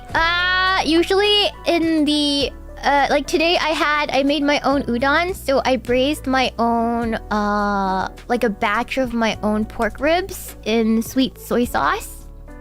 You know, guys know what kakuni is? It's like Japanese braised pork ribs, or like pork belly. It has high calories. And then bok choy, and then I make dashi broth, and I put some udon noodles in there, put a handful of the veggies in there, and then a couple pieces of the kakuni, and then an egg, and then that's all I'd have for lunch most days, or a sandwich, or I make a sandwich. Yeah. Yeah, for a busy day, it's pretty easy to make. It's so easy to make, chat. It's so easy to make. I'll teach you guys how to... I should have a day where I teach you guys how to cook all my like lazy women meals. My lazy healthy meals. Like, it's just one meal prep and then you just keep eating it. I'll teach you guys how to make some of those things, yeah? We can do a meal prep day together. Maybe next week.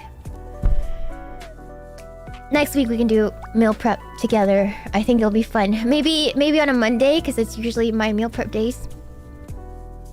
Or like the week after next week, because I'm not ready. Yeah, we can do a Shiina Asian meal prep. What does an Asian girl do when she's trying to eat healthy? Right, yeah, so I'll teach you guys what I eat. Some of them might be too exotic because I eat a lot of natto and stuff. So like, I don't know if you'll like everything, but maybe you'll get some ideas, alright? Anyways. Yeah, I'll teach you guys what I eat. Especially if you're Asian, it might help. It might help. You can't stand natto? Okay, we'll leave the natto out since it's too strange. I'll just leave it as an option. Yeah, Alright. Yeah, so I usually eat a meal at lunch. Obviously, guys, I'm not perfect because you guys know that half the time I'm rushing to eat something before stream because I forgot to eat again. So it's not really about perfection. It's the fact that you try. You try your best to stick to the schedule. It's not always gonna work out, but that's fine. At least the attempt is there, okay? Okay, the attempt is there. Sometimes I'm literally trying to get stuff in right before stream, and it happens like half the time. So yeah, just remember that, chat. Remember that. All right. And then around 1, ideally, is when I start work and stream prep. But sometimes I'm also trying to eat while doing work and stream prep. So this is when I'm usually doing some behind-the-scenes work. I'm preparing for stream. I'm getting myself hyped up. I'm checking Discord. So let's talk about that for a second. So ideal work hours is 1 p.m. to 8 p.m. for me. That's about a solid 1, 2, 3, 4, 5, about 8 hours, 7 to 8 hours of work hours. I used to have a problem with overworking and I never slept. So now I strictly control my work hours. Yeah. To anywhere from 7 to 8 hours a day. Yeah. 7 to 8 hours a day. Yeah. Well, 8 p.m. I'm counting 9 p.m. right? Like 1 p.m. 8. So I should actually put this to 1 to 9, but ideally it's 1 to 8 because I work from home. You know, streaming has afforded me that 1 extra hour of not work. If that makes sense, because I'm like, oh, you know, it's fine. So I usually work 7 to 8 hours a day because I try to treat it like a full-time job, if that makes sense. Like streaming included. I don't want to overwork myself. The first year I overworked myself. And I worked like 17 hours a day, just straight on streaming and ignored everything else. And yeah, I made leaps and bounds in my streaming life, but I think a lot of people, including my viewers, were miserable because I was in such a bad mood all the time. And my health was slipping. So, yeah, I know. Yeah, so the reason I try to do around 7 hours is usually there's like 15 minutes break 2 times a day, and then like some idle hours in the day during the office or lunch break. So I tried to factor that in, and I'm like, yeah, I work about 7 hours a day. Nobody actually works the full 8 hours, I feel like, if you're working in an office. Idle, like IDLE. That makes sense? Yeah. Why work a 9 to 5 when you work a 24/7 mentality? No, for sure. Don't do that. It will ruin your health. And it really ruined my health and my mental health. So I decided to limit my work hours, including streaming. I only want to work 7 to 8 hours a day. So usually on a stream day, that would look like 1 p.m. to 1:30. I will be responding to work communications, such as pings and emails. So if Sakana messages me at 2 a.m., I'm usually responding to it by 1 p.m. Or a manager needs me, they will not hear from me until 1 p.m. If they message me outside of work hours, then usually I don't respond until 1 p.m. the next day. Yeah, I just leave people on red. You gotta learn that, alright? Unless it's very urgent. If it's really obviously really urgent and I can tell, then I will respond. But usually I don't respond until 1 p.m. the next day. And then 1:30 to 3 p.m. I will be taking that 1 hour and a half to start prepping for stream. A lot of times, because I'm not perfect, I will be cooking. Because I will get all my communications done and realize I didn't eat. So ideally, I'd be perfectly prepping for stream, but a lot of times I'd be panicking that because I didn't eat yet during this time. All right, that's like realistically, that's what's happening. During this time, so I ate today, so I did have that much time to prep today. But on some days it's messed up, you know? Yeah, so sometimes during this time I will be cooking and stuff, but yeah, but I try to get all my stream prep and planning, and then I usually eat a snack during this time. It's usually my snack time. Yeah, Alright, but as you can see, some days it's kind of a struggle to get all these things done. It's not perfect, guys. It's not perfect. And then 3 p.m. to 6 or 7, usually I'm streaming, right? On a short stream day, obviously short stream day is like 2.5 hours. I'll be done around 5:30. But usually on most days I'm done around 6:37, right? And then if I get done on stream early, then I'd use that time to get my recordings done or work on projects that need my input. It's usually like approving artists, finding artists, making sure that the things in the pipeline are moving along, hounding people. All sorts of housekeeping for streaming, you know. So sometimes it's just full-on hounding people for several hours.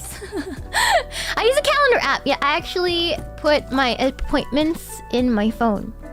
I used to write it all down, but because I have so many appointments this year, I haven't really been writing it down. I moved to a more digital platform. I use my Apple Calendar and integrated with my Google Calendar to keep track of everything, because I have an appointment. I have like 3 doctor's appointments per week at least, and then I have like Pilates scheduled like there's just too much to do, so I do keep track of my big appointments and stuff on my phone these days. Yeah. And then after stream, usually at 8 p.m. I would do a last round of checks. So I would check my Discord, my emails one last time to see if there's anything important, or if I need to tell Sakana something or something to take care of communications wise. I will do it last minute at 8 p.m. And then I usually do my self-eval at the end of the day, which means I will review my VOD, or if I have any feelings about my stream that day or something I wasn't sure about, I review it myself.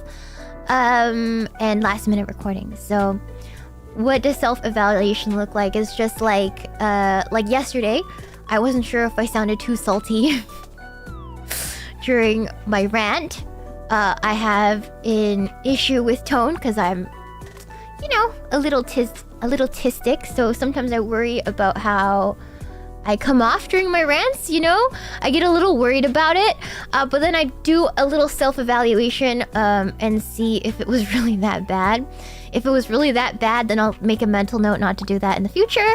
But if it's not that bad, then I'd be like, okay, Shiina, you're overreacting. You need to chill out and go to bed. So it's like one of those two things, right? I have to figure out how did you feel about stream today? I would just like take note of my feelings about that stream. What did I do good? What could I improve? And then I just kind of make a mental note of everything after watching through my stream really fast on like triple speed or something like that. And then that'd be my work day. That's my work day. So that's 8 hours. It's like, honestly, if you look at it like this, it feels like it's not a lot of work. Like a lot of days I go to bed and I'm like, man, I didn't do anything today because there's so much like prep, right? And it feels like nobody sees it. I'm just like hounding people. I'm just thinking a lot. It's like half of content creation. It's like half of my hours, right? So if you guys are ever wondering what your streamer is doing behind the scenes, it's probably some sort of mix of these things, right? So yeah. All right. Yeah. What hour's bedtime? You guys will figure it out. So my evening routine, around 8:30 or 9. Sometimes I go to sleep at 1, so shift hours. Again, like down more. Sometimes 12 a.m. is not lights out. Sometimes I do go to sleep at 1 or 2.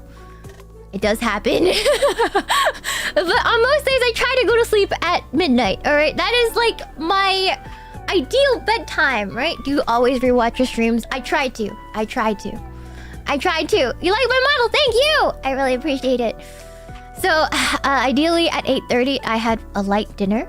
Usually it's leftovers from exactly what I ate or at lunch, or the same thing I ate at lunch but like less. Or just a sandwich. It's really light. What else do I have for dinner? It's usually leftovers. I'll be honest, it's usually leftovers for dinner. It's usually leftovers because I make too much food. So just letting you guys know.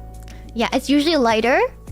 Any streams you've rewatched recently you liked or disliked? It's harder to say. I feel like I used to be more critical about myself because I used to think that most of my gaming streams are bad because I'm not as actively tuned into chat, but I'm starting to realize that maybe it's okay sometimes. Like, I'm not gonna hit it out of the ballpark every single time. And that's okay. That's okay. I'm starting to like be chill about it. You know? Yeah. So for example, I really didn't like my earlier game streams, like when I was like, especially in the streams where I got too deep into showing my victimization mindset. I hated those streams. But I don't take them down because it kind of shows how much I've grown. But like streams where I've like complained about things, but it's not even in a fun way. I just sounded like a bitch because I was so entitled. Yeah, I hated those streams. I hated those streams. You can really tell the shift in mindset from before to now. So, hated those streams. Yeah, I think those are the really bad streams for me. Or like chat was really bad. The pizza stream was just objectively not one of my favorites because of a lot of like the chaos that was that day. We had a lot of tourism that day, so that was probably the worst stream on record. For me, it was the pizza stream. That was just the worst stream on record that hasn't been deleted. Incredibly bad. Incredibly bad. The pizza stream was incredibly bad. But otherwise, I don't really... Recently, no, I haven't had any streams I really disliked. Streams that I really liked, surprisingly, there was a lot. I think, luckily, I remember the ones I like a lot more. The hospital one, where I didn't play the hospital game, but ranted about everything. I felt like I was on a roll that day. There was Only Up. That was really fun. That was a really good stream for me. All of my presentation streams I really liked.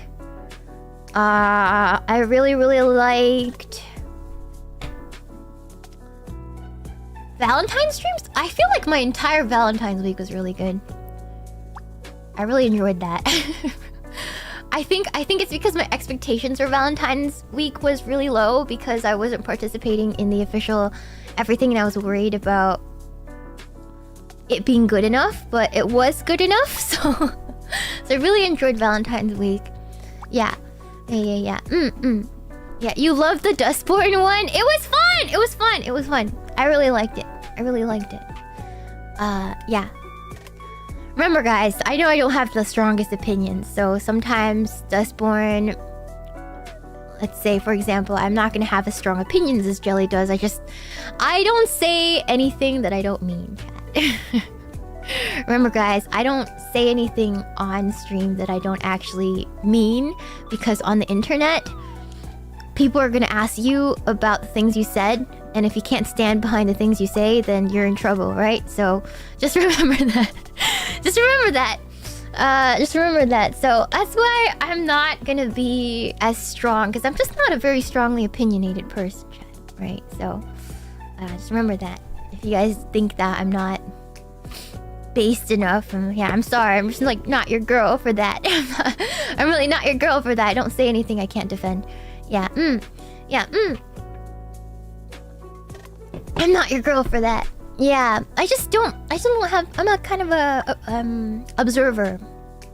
I've talked to Sakuna about this, but like, I'm like, yeah, I have a different charm, I feel like.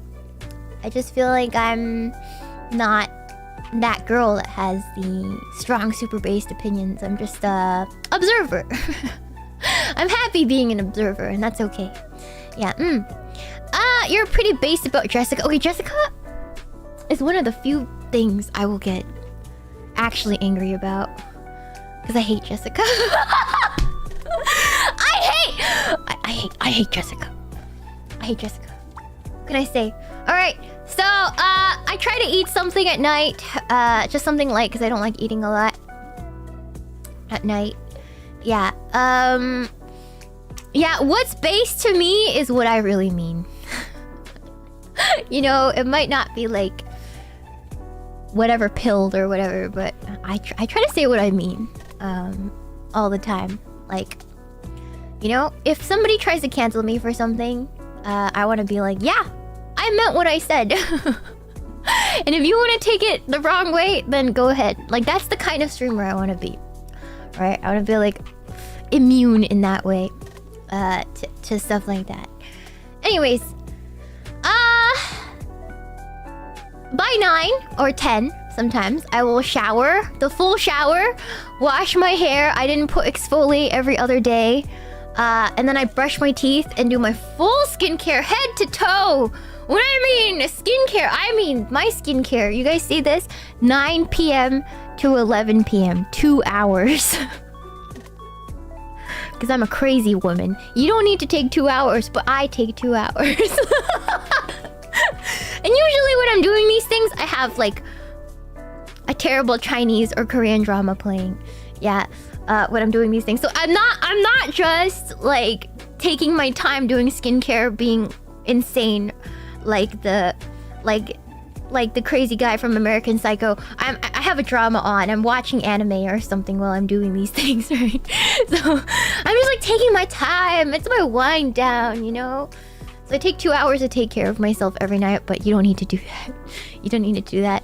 I'm like being Patrick Bateman, but like not as insane. I'm just like enjoying my time, right? Anyways. And then by 11, I'm going to try to lay in bed and wind down. Usually I'm just like laying in bed. I'll do a couple of my final tweets. This is usually the time I'm in Discord.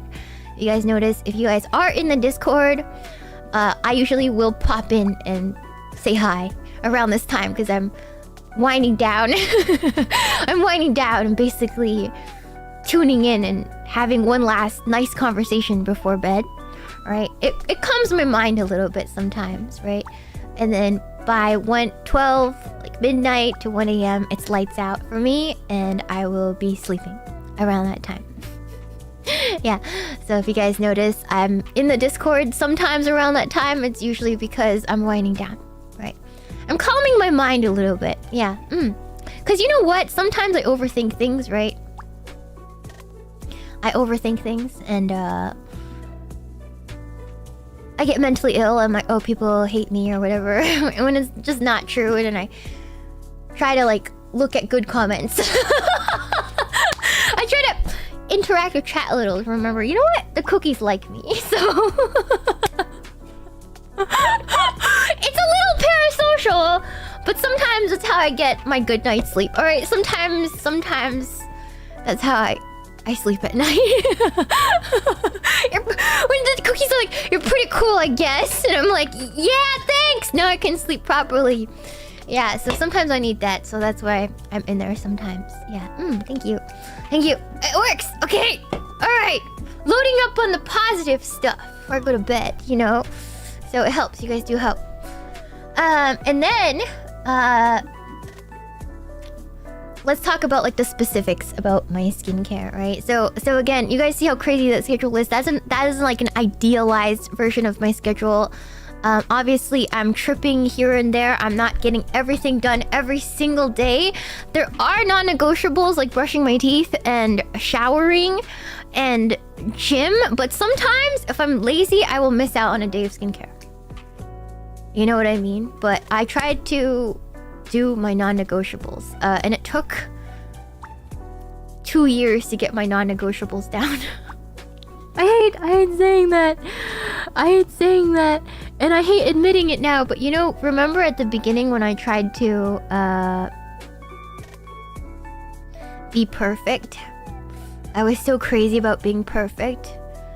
It was a... how do you say? It was projection. It was overcompensation because I was struggling. Remember, chat? When I was trying to be perfect, it was overcompensation because my life wasn't perfect. I wasn't doing half the things I told everybody to do, right? Because I was struggling, right? So I just want you guys to know it takes time. It takes time. It takes time, chat. It's very embarrassing to admit. It's clearer now, but it was compensation, chat, because my shit was not together. All right, it is what it is. All right, okay. Yeah, it wasn't perfect. I can admit it now.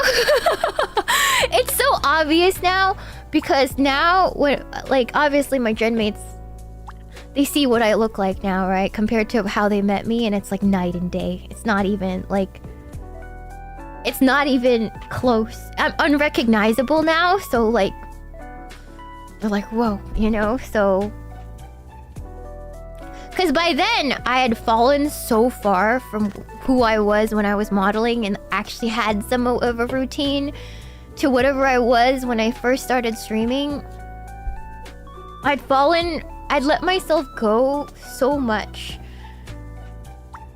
that it was like just not like nobody can see that, right? So now, yeah, no, like over the 5 years, you know, I did lose weight.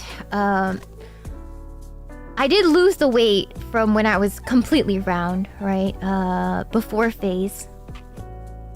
But it wasn't like I was at a healthy weight, but I was not like, you can't tell I was a model. Like there's no way anybody could tell if you met me like 3 years ago, because yeah, I wasn't like super fat anymore, but I was not. You can't tell I was a model, right? And then it's not until like the last year that I really recovered some of that shininess that I used to have. And yeah, so yeah, it's been great. It's been great. Yeah.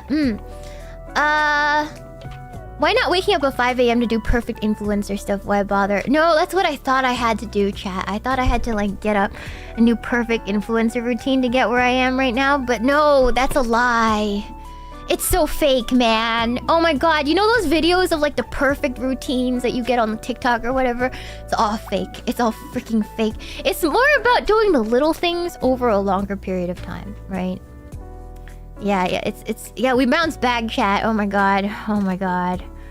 Oh my god, it was so bad. Anyways, yeah, most of that is fake, chat. It's about doing the little things long term. And long term as in years, not just in months. Months is short term, right? Yeah, anyways. And gym consistency might not be every day. For me, it's every other day. For me, it's every other day. And it also means that, let's say you get sent on a business trip and you're not able to go work out for like said week you're on your business trip, or you're going on vacation for 2 weeks and you're not going to be, obviously I'm not going to be going to my Pilates class for whatever time I'm on vacation. But the part that's regular is that when I come back, I'm back on the wagon. Every other day I go to the gym, you know? That's consistency. It's not like perfection, if that makes sense. Like, cause you can't live your life perfect because it's not realistic, right? All right. Yeah. You just gotta get that routine and habit down. Exactly.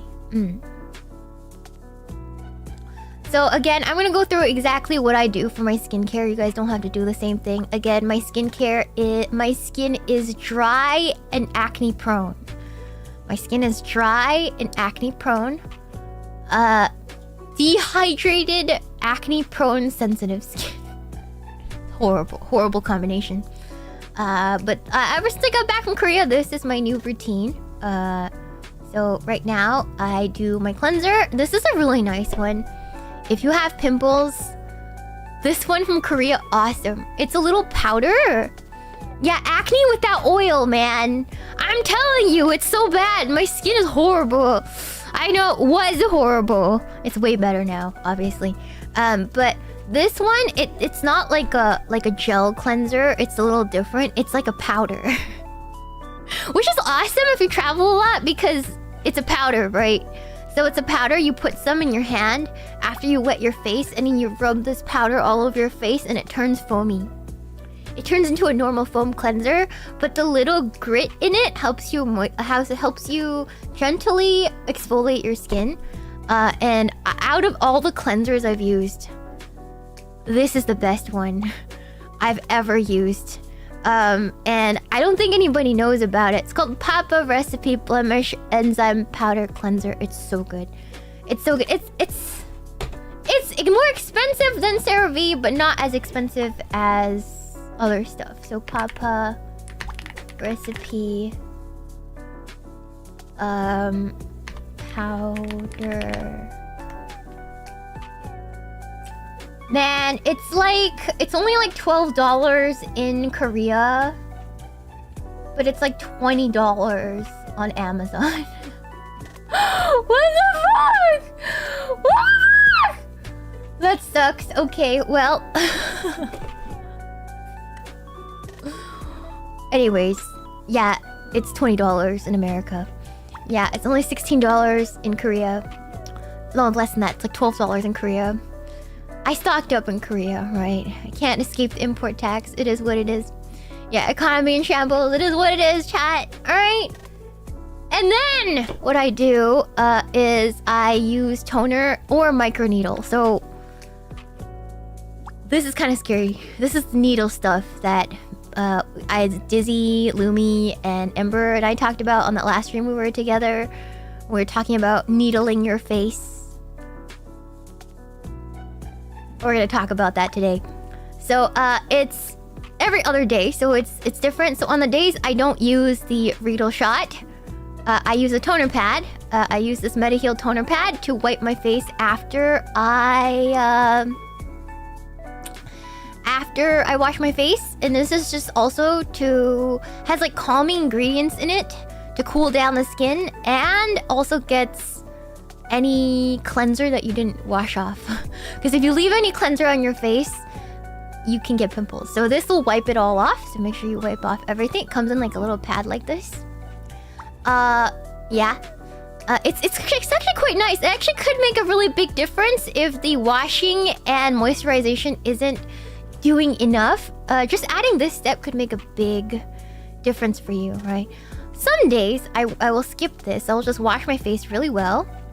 And then I will use my Sika Riedel shot every other day. This is a bottle, and it has a little like gel that comes out of it. And in the gel, there's like little, they call it spicules, like little darts, like micro darts in it, that penetrate the outermost layer of your skin, and it does hurt. It does hurt a little, but what this does is it creates little entrances in which other moisturizations can actually penetrate the skin a little better. If you guys deal with hair loss, a lot of hair loss people use microneedling to like get blood flow to that area, you know what I mean? So it's the same thing. It's to help the regeneration of the skin and to trigger that regeneration response, and also to get the stuff that I use later deeper, yeah, like a derma roller, like deeper penetrated into the skin. It does the same thing as a derma roller, but for your face. Does that make sense? Like, it rejuvenates the skin because you're forcing it to heal itself a little bit. Yeah.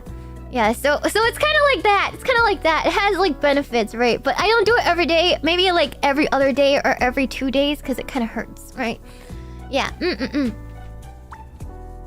Yeah, it injures you slightly so you can heal. That makes sense. Yeah. Then I follow it up with essence, ampoule, and serum. So I'd have, these are the two I use.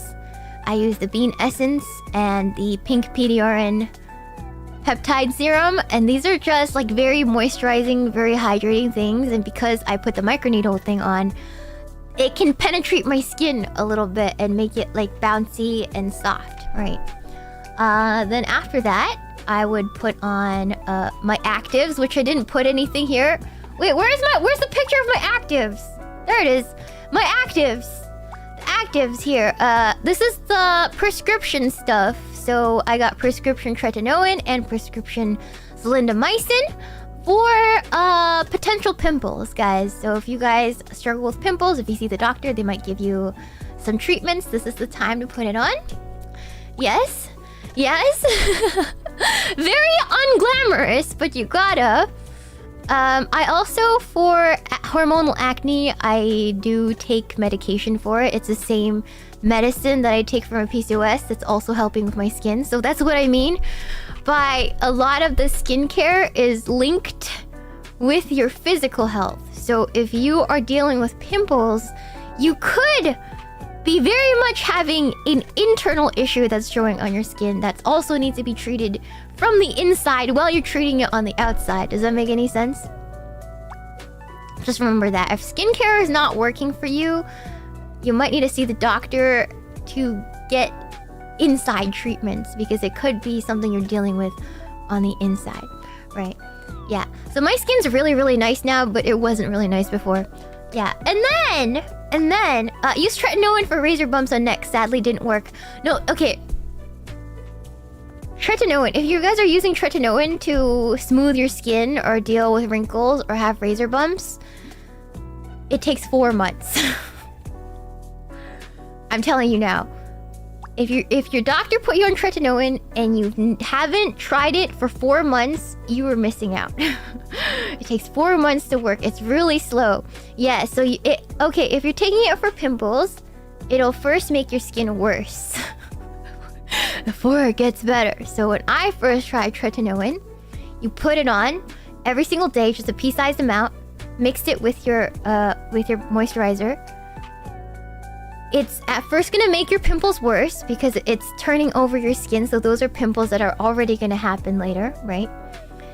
And then after that, you're gonna get really dry and peely and gross, and it's gonna burn a lot and everything, and you can't use much on your skin except for a really, really gentle moisturizer. And then you hit 4 months and you'll have smooth skin. But it takes at least 4 months. You just gotta do it every single night. So if you didn't try it for 4 months, don't say it didn't work because you just didn't wait it out. Yes! They don't tell you this! They don't tell you this, but that's how it works. That's how tretinoin works. It takes 4 months. So if you're saying it didn't work for your razor bumps, wait 4 months. Wait 4 months, chat. Wait 4 months. Put it on every single day for 4 months. And don't put too much. You only need a pea-sized amount for your face. Remember that. All right. Now you know. Your doctor didn't explain to you. Should have explained it to you, right? Okay, 4 months. Okay, also, when you're using tretinoin, you have to put on sunscreen. Because it makes your new skin really sensitive to UV, and you can get skin cancer if you don't put on sunscreen if you're using tretinoin. So make sure you put on facial sunscreen every single day if you're using tretinoin. Tretinoin is a type of retinol, actually. It's the vitamin A. It's called Retin A as well. Tretinoin is also called Retin A. It's also called retinoid A. So it's the same thing. Make sure you put on a sunscreen every single day. Yes. Yes. You don't need to stay inside. You're just gonna look kind of messed up for 4 months, but it'll be worth it in the long run. It'll be worth it in the long run, chat. Yes. And then solidomycin just kills the bacteria that causes pimples. So it's like a two-parter. Yeah. Anyways. And then I do a little facial massage because I'm insane, called gua sha, which just uses this exact tool. It's usually in jade, but I use a steel one because I'm clumsy and will break any jade gua sha stone. But basically, it's a facial and neck massage that I give myself every single day to prevent sagging. to make sure my face is snatched and not sagging, and to prevent wrinkles in my jowls. And it works. Girls, if you're in my chat, I know you're not, but to the 2 girls in my chat, if you put this in your routine, it's worth it, man. It snatches your face after, if you're really consistent with it. I do this day and night. Snatches your face. Sagginess. Like, you know how you get saggy jowls? Hold on, saggy jowls. These things. Hold on. As you age, you get saggy jowls. Hold on. This is a random older lady. But, let me show you guys what it means. When you get older, in women, we get this saggy jowls. Hold on. You see under her mouth where her chin is, that little saggy part? As we age, that little part will start to sag. And you want to do everything to keep your skin tight to prevent it, because it's the first thing. It's a big sign of aging. Yeah, hold on. No, you don't see the hold on. Let me show you guys. You guys see? Okay, you guys can't see. Okay, so I can't even point. Hold on. Let me do this. Hold on. Let me screenshot. So like, ooh, whoa. My computer's frozen. What happened?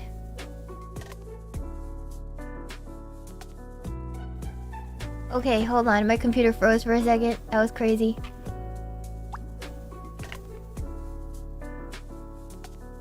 Well, these two parts and this and neck sagging. All right. Let me see here. Let me show you. Okay, that's more clear what I'm trying to make you guys see. So these areas are what women are mostly scared about. These are usually the first signs of aging. The neck is sagging, as you guys can see. You guys can see the marionette lines right there, and the little saggy part in between the snowman. You guys see that? Those marionette lines, those crow's feet, as well as hold on.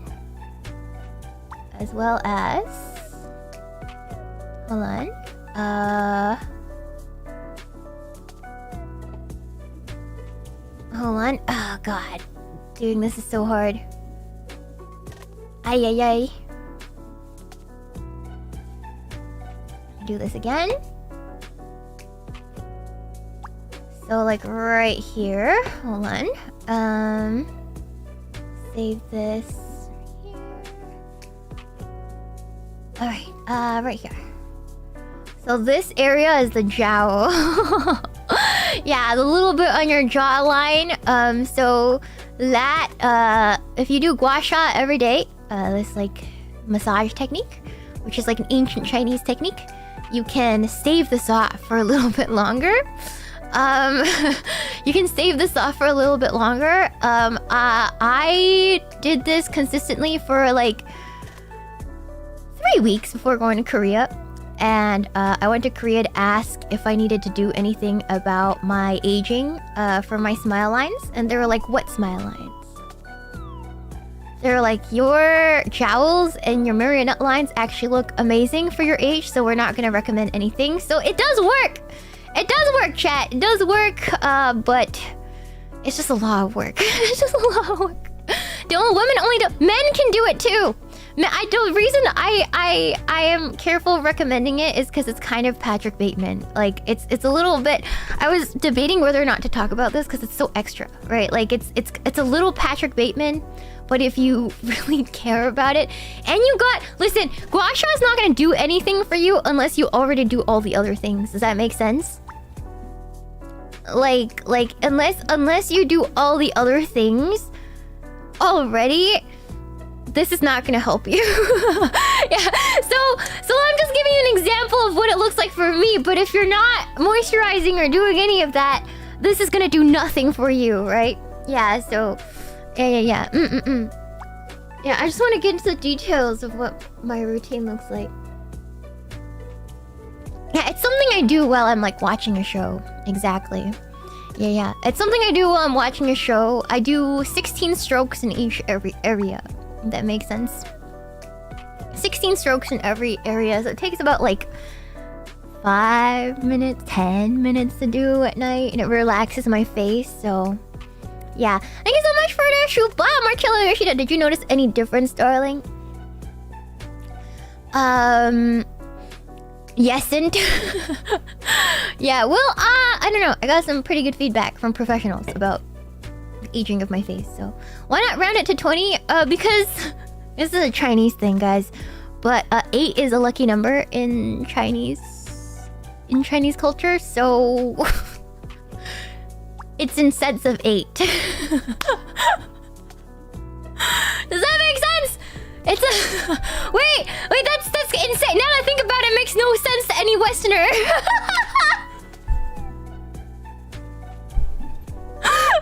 Okay, that's 2 times 8. All right, double 8. Yeah, I don't know. Okay, I'm sorry. It sounds so stupid, but that's why I do 16. All right, I'm so sorry. It makes no sense to a Westerner. Holy crap, this is stupid. Yeah, 8 is lucky for some reason. I don't know why, but it's just how it is, right? It's just double 8. All right, that's why I do 16. I'm sorry. It sounds so stupid. It's like schizo posting, right? Yeah, and then you moisturize. You seal it all in at the very end of the day. You guys seen this before. And then if it's the daytime, I will sunscreen my entire face.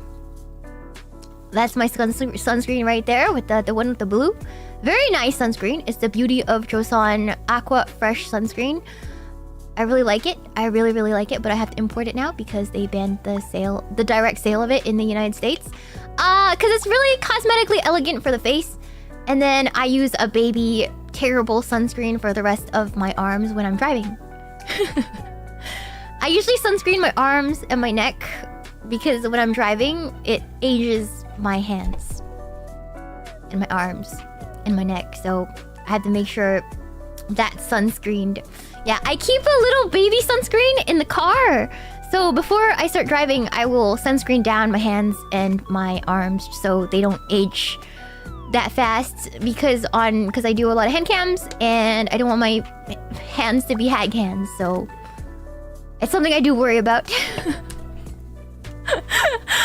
Yeah, I don't want to get the truck driver tan. If you guys don't want the truck driver tan, if you're a truck driver or you drive a lot, it might be something worth worrying about. Just keep a sunscreen in the car and put it on every day. Yeah, all right. That's the skincare. It's just like so extra. Obviously, you're not gonna do this if you're super depressed. I would say if you are, go refer to my basics, my skincare basics. I cover a lot of skin types. You only need to wash your face and put on moisturizer and sunscreen. That's like the 3 steps, and that's all I was able to do for the first 2 years. I tried to do this. Like, it was all I was able to do was just clean my face, put on moisturizer and my sunscreen. That's like the main 3 you need to do. SPF 30 is not enough. I live in California. SPF 30 is enough if you live somewhere dreary. Like if it's like not a sunny day and it's kind of overcast, SPF 30 is fine. But if you live in a sunny place like me, or you work inside but by a window, you need to put on a stronger sunscreen. So I usually do SPF 50. Yeah. Do you have a trick for blackheads? That you will have to refer to the actual skincare stream. You will need to use chemical exfoliants to get rid of your blackheads over time. That's just cleansing and exfoliation over time. Yes. Yeah. So if you have blackheads, it just means you need to do a better job cleaning, and you probably need to introduce a chemical exfoliant like a AHA, BHA acid into your routine. You probably need a toner, is what you need, with an AHA or BHA in it. Salicylic acid toner might work for you. Yes. Yes. Damn, I work in the sun and I've never used sunscreen, never gotten sunburn either. You might not get sunburn, but the damage is below the skin. The sun actually ages you over time. So you might not notice it in a week, in a month, in a year, but in 5 years, you'll notice. You'll notice wrinkles in places you've never noticed. You'll age faster than other people.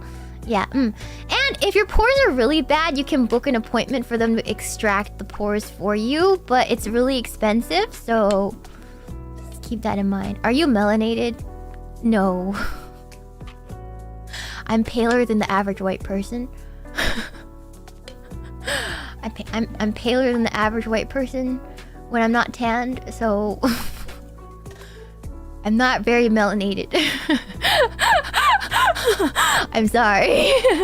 Yeah, I meant the person asking. Even if you're melanated, you should worry about that. All right.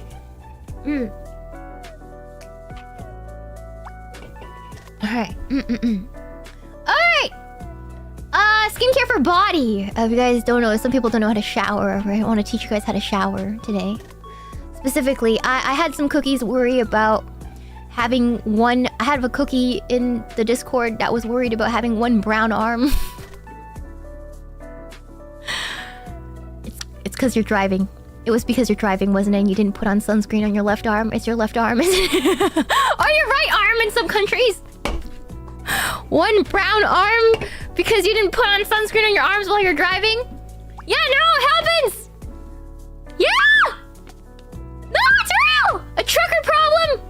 Yeah! No, you don't even need to be a trucker to have that tan, guys.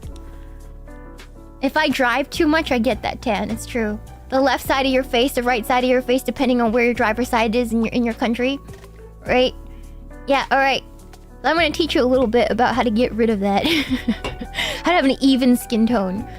Alright? Okay. Yeah.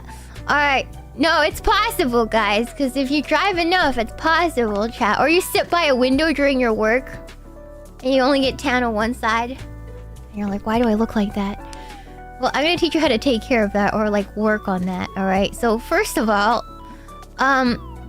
for your body wash, instead of using the normal one, because when I'm normal, I like to use this Leche Avena, super cheap from Walmart in Latin American countries. It smells really nice, very moisturizing. I like it most of the time, all right? But recently, as you guys know, I've been trying to fade my tan I got in Mexico.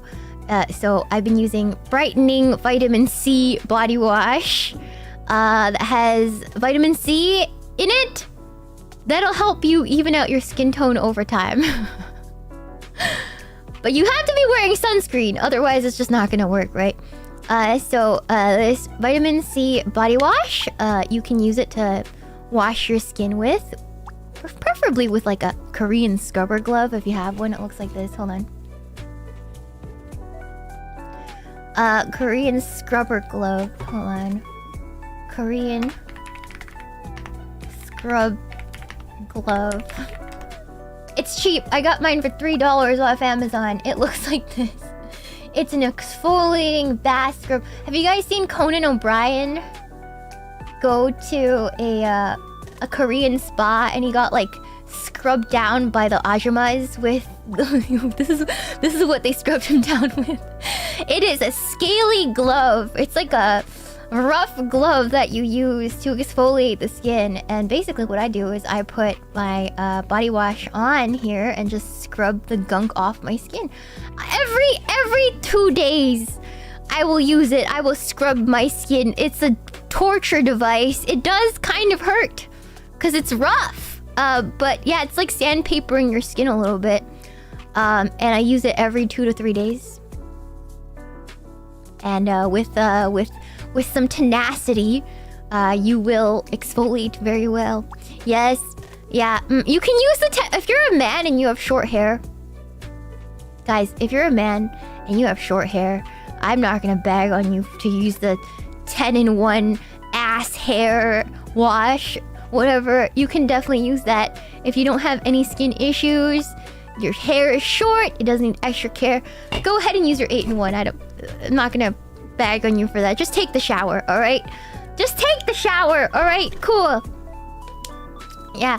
Is the loofah not sufficient? No. If you want to even out your body tone because you're having some issues with ashiness, you might need to do some exfoliation. But a loofah is good enough if you're starting out and you don't have any major issues. If you don't take showers, like, and you just use a loofah. Alright, but if you have like issues with uneven body tone, or you have like a weird tan you want to fade, you might need the glove. You know what I mean? Yeah. You might need the glove, chat. Alright, cool. Alright. Cool. And then you just gotta moisturize. So, same thing with moisturization. If you're trying to like fade a tan, you might need a moisturizer with some vitamin C in it. Like this Balm Dia Bright Cream is really expensive, but I've been using it to fade my dark armpit issue and my tan. But I will not be purchasing it normally. Usually, this is the lotion that I use. It smells really nice. It's the Vanilla Cashmere EOS. It smells so nice, guys. I just drench my whole body in it. Yeah. Yeah. Dark armpits, yes, because a lot of girls shave our armpits. We do shave our armpits, and sometimes because of that, we get dark armpits. And I didn't know you were supposed to take care of that. So they're no longer dark, but it did take a month to fade them. Yes. Yeah. So brightening cream. It's good for fading a tan too, chat. So just keep that in mind. But most of the time, for the rest of my body, I'd use EOS just this 24-hour moisture lotion. It works really well. It smells really good. Any cheap body lotion will do, especially if you just want to keep nicely clean. All right. I know it's a lot of effort. If you don't take showers and you're just starting to get showers, it's good enough. Don't worry about the body wash. Can I be honest?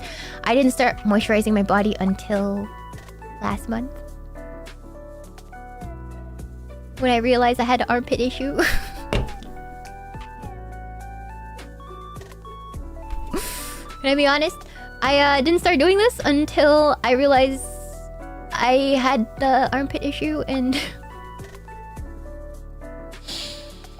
yeah. Anyways, I didn't start doing this regularly until I realized I had problems. Sorry. So it's okay if you don't do this, but yeah. Anyways, never too late. All right, never too late. Armpit skill issue, no, for real. An issue. I just ignored it. It's not like I didn't know my armpits were kind of darkening. I just kind of ignored the issue, and then I went to hang out with friends, and they had really nice non-dark armpits, and I was like, maybe I should worry about mine a little bit. Fuck. Ow! Okay. Thank you so much for extra buzz. You're the despot. I just use a small hand towel soaked in shampoo. Yes, the hand towel will work too to get the dirt off. Yeah, the hand towel works too, chat. You don't need to use the Korean one. You can use a washcloth. Same thing. Yeah. Yeah. Anyways, are you looking at friends' pits when they raise their arms? It's just something you notice, man. Like when we're all in tank tops and stuff, and I'm like too shy to raise my arms, and I'm like, mine are a little ashy and gray. I guess that's not normal. Fuck.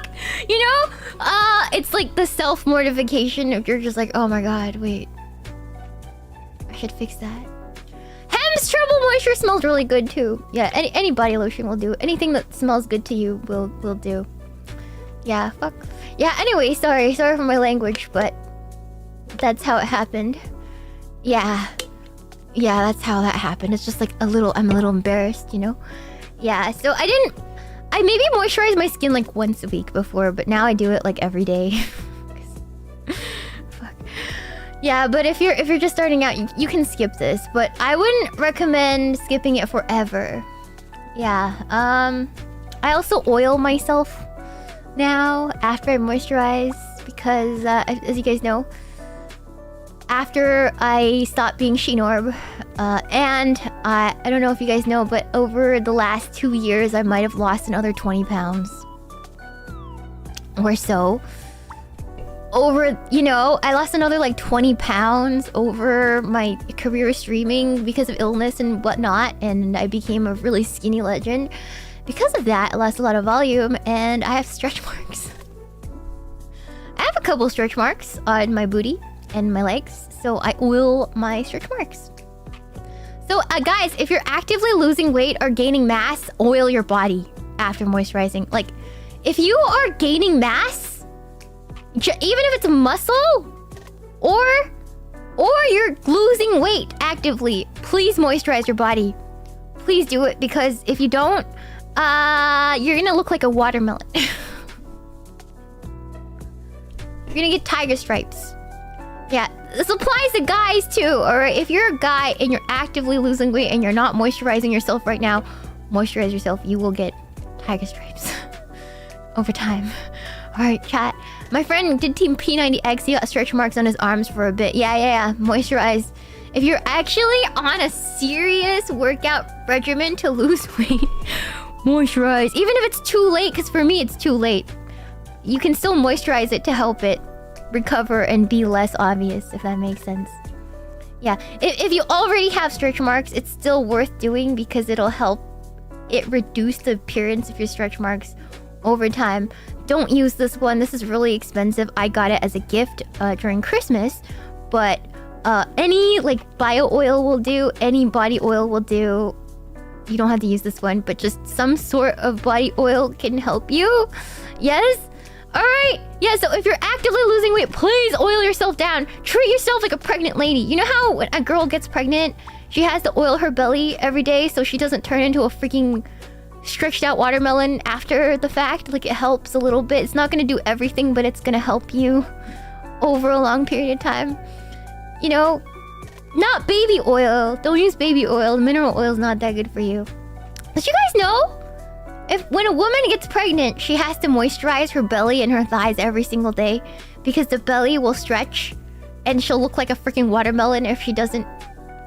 Like, the skin gets stretched out, obviously, because... How could you not know? The belly gets so big! What do you think happens to the skin, chat? Yeah. Okay, so so girls have to, like, moisturize and oil their pregnant bellies every day. It's a thing, right? Yeah. Don't use crude oil. Use, like, rose hip oil or, like, you know, you could get a big thing of jojoba oil or, like, shea butter or something for really cheap. Any moisturizer will do. Just if you're losing weight, try to put on some moisture at least every other day. It'll help you with your loose skin.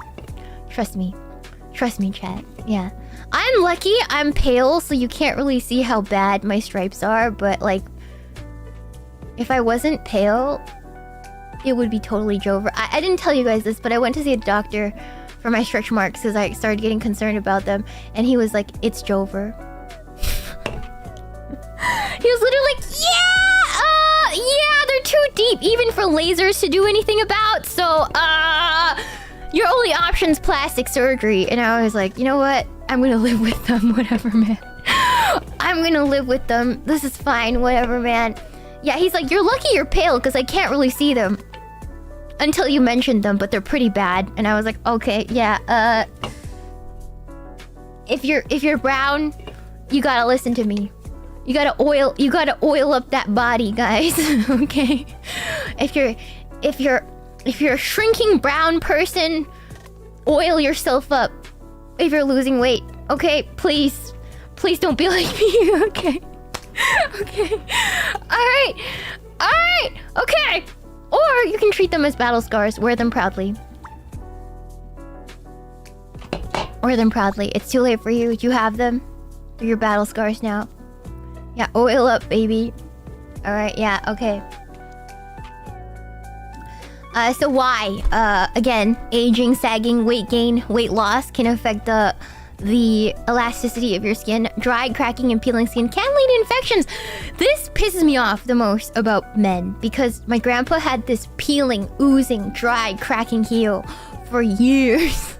And he didn't tell anyone until it got infected. I'm like, Grandpa, what the frick is wrong with you? What the frick is wrong with you? Okay? Don't be Grandpa. Don't be like that guy, okay? Okay? So, if something is peeling or oozing or cracking, go see the doctor, please. And prevent it from happening. Yeah, don't put up with it, chat. Okay? It's like, oh, that just does that now. No, it's not normal. It's not normal. Please take care of yourselves. It's like seriously a medical risk. You don't have to go as hard as I go, but you should worry about your skin a little bit more. If it's chronically dry and peeling, go see the doctor. All right, yeah, all right. It's just gonna, all those things add up. I'm only talking about the outside, like You know, I'm only talking about the outside right now, but it kind of... All these little things snowball into each other, right? Like, how could...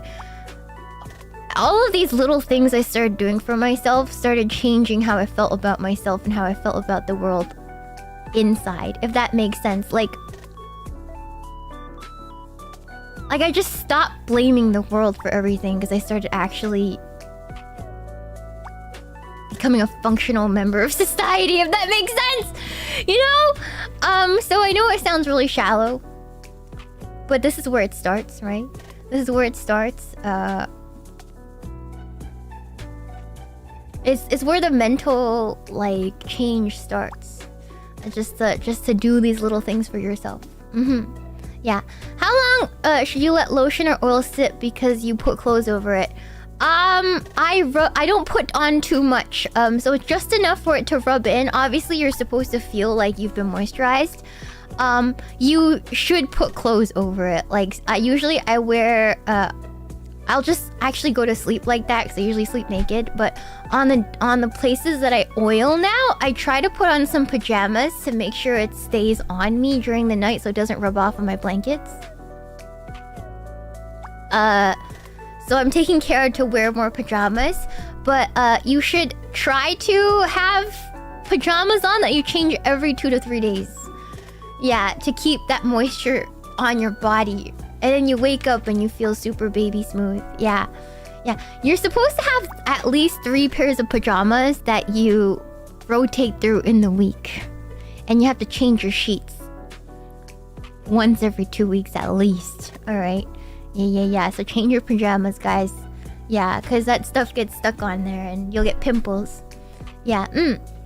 Yeah. I like to sleep in the nude, but it's been a little too cold, right? And I like to keep the moisture. Yeah. You don't do any of that? Well, you should. You should, once you are able to. Yeah. Okay. Yeah. 3. It's not expensive because you only need, like, your old cheap t-shirts and 3 pajama pants. They don't have to be expensive pajama pants. And you could just use any old t-shirt. They're not really fancy pajamas. They're just something you put on, right? Yeah. Yeah, should I ask about slugging? It doesn't work for everyone. You can kind of learn more about slugging and skincare in my other skincare stream, but like that's too advanced. It also means you need to change your freaking pillowcase like every day, and we're not doing that. I don't do that. Listen, I'm not gonna do that, chat. I change my pillowcase every 2 days. So I would use one side, flip it to the other side, and then change it. If I'm lazy, I'll just put a towel over my pillowcase. I have, like, a small towel over it. Yeah! Okay, if you're struggling with pimples, guys, I talked about this in the other stream, so this is repetitive. But your pillowcase actually has a lot of disgusting germs on it. Right? So if you change your pillowcase every 2 days, use a different side every day, it can really minimize the pimples that you're getting. Or you can be super lazy and get 7 small towels, and you change that towel every day. You just put that on your pillow and you change that towel every single day. And that can really help with your pimples. Yeah. Yeah, so just change. That's like that's a lazy way of doing it. Yeah, and then wash your sheets once every 2 weeks. Yeah, technically you should be doing it every week, but I'm too freaking lazy, so I just wash my sheets once every 2 weeks. I'm gonna be really honest with you. Alright, just wash your sheets once every 2 weeks. Alright. Yeah, the towels have a nicer texture too. Yeah, just get like 7 towels and then just wash them and then put them on again. It's just put it in a basket, you know? Yeah, replace your pillowcase often if you have troubles with skin. Yeah. Alright, let's talk about something that a lot of you experience, or I've experienced this as well, hair loss. I think this impacts your confidence a lot. Sometimes it can't be helped, especially with men. But I just want to talk about this for a little bit because 40% of women, that's a lot, almost half of women experience significant hair loss by the age of 50. If you guys did not know that, it's not just men. It's not just men. 40% of women do have significant hair loss by age 50. And nobody talks about it. So women do understand.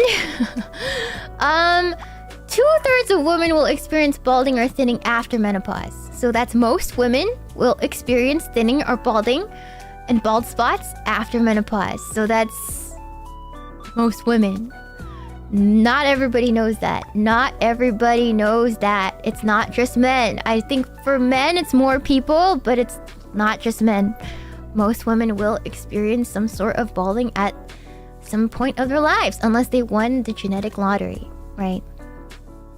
All right. It's significant. Yes, I know. It's actually crazy. Yeah. That's a lot. Nobody ever talks about it, right? I just want to put that out there and inform you guys, because I hear a lot about women know nothing about hair loss. We do. We actually know a lot about it. We just don't talk about it, right? For men, it can happen a lot earlier in life.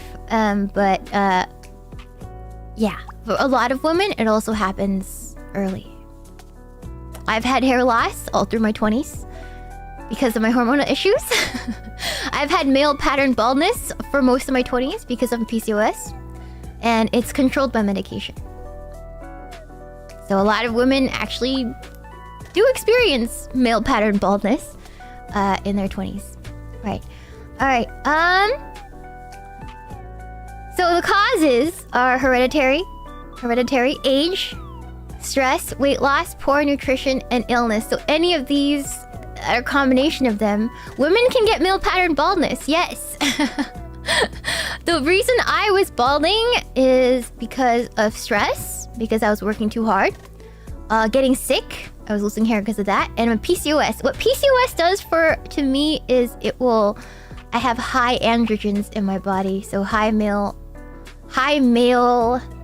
hormones in my body, which caused me to have male pattern baldness. So I had some issues with my hairline, and it's for the same reason men go bald, which is high DHT in your follicles. So once I got medicated for my androgens, lowering my androgen levels, I stopped balding and have been regrowing my hair for the last couple years. You guys know. So yeah, female pattern baldness is a little different than male pattern baldness.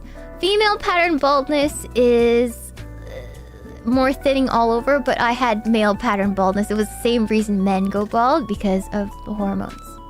Androgenic alopecia is what it's called. Yes. Yeah, for me, it was diffuse thinning and hairline recession. It was so bad. It was so bad because it was a lot of things. But it has been getting better for the last 2 years. But it took a lot of work. I looked like Gollum for a little bit there, chat. It was really bad. But I have a full head of hair now, thank God. It was pretty bad. Anyways,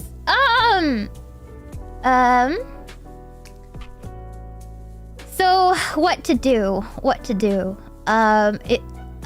If you're losing hair, right? See a medical professional as soon as you notice any thinning or hairline recession, right? Like if you're a woman as well, no matter who you are, I don't care if you're a woman, man, anything in between, whatever. As soon as you notice any thinning, go see the doctor, because the sooner you catch it, the better your chances of recovering your hair 100%. Right? My hair will never be as thick as it was when I was younger, because it took a long time for me to get treated. So I have hair now. I don't look bald, but it will never be as thick and luscious as it was when I was younger. Right? So, so as soon as you get it diagnosed with a medical professional, the better your chances of your follicles not dying and for you to get your hair back. So there's medication you can be put on orally called finasteride, dutasteride, minoxidil, and for women, spironolactone. That's what I'm taking. You guys obviously might. I don't know if women get. I don't know if men get prescribed spironolactone, but for women, we definitely do get prescribed spironolactone. Yeah. So you can get prescribed that. There's other treatment options such as PRP, which are really expensive and might not work.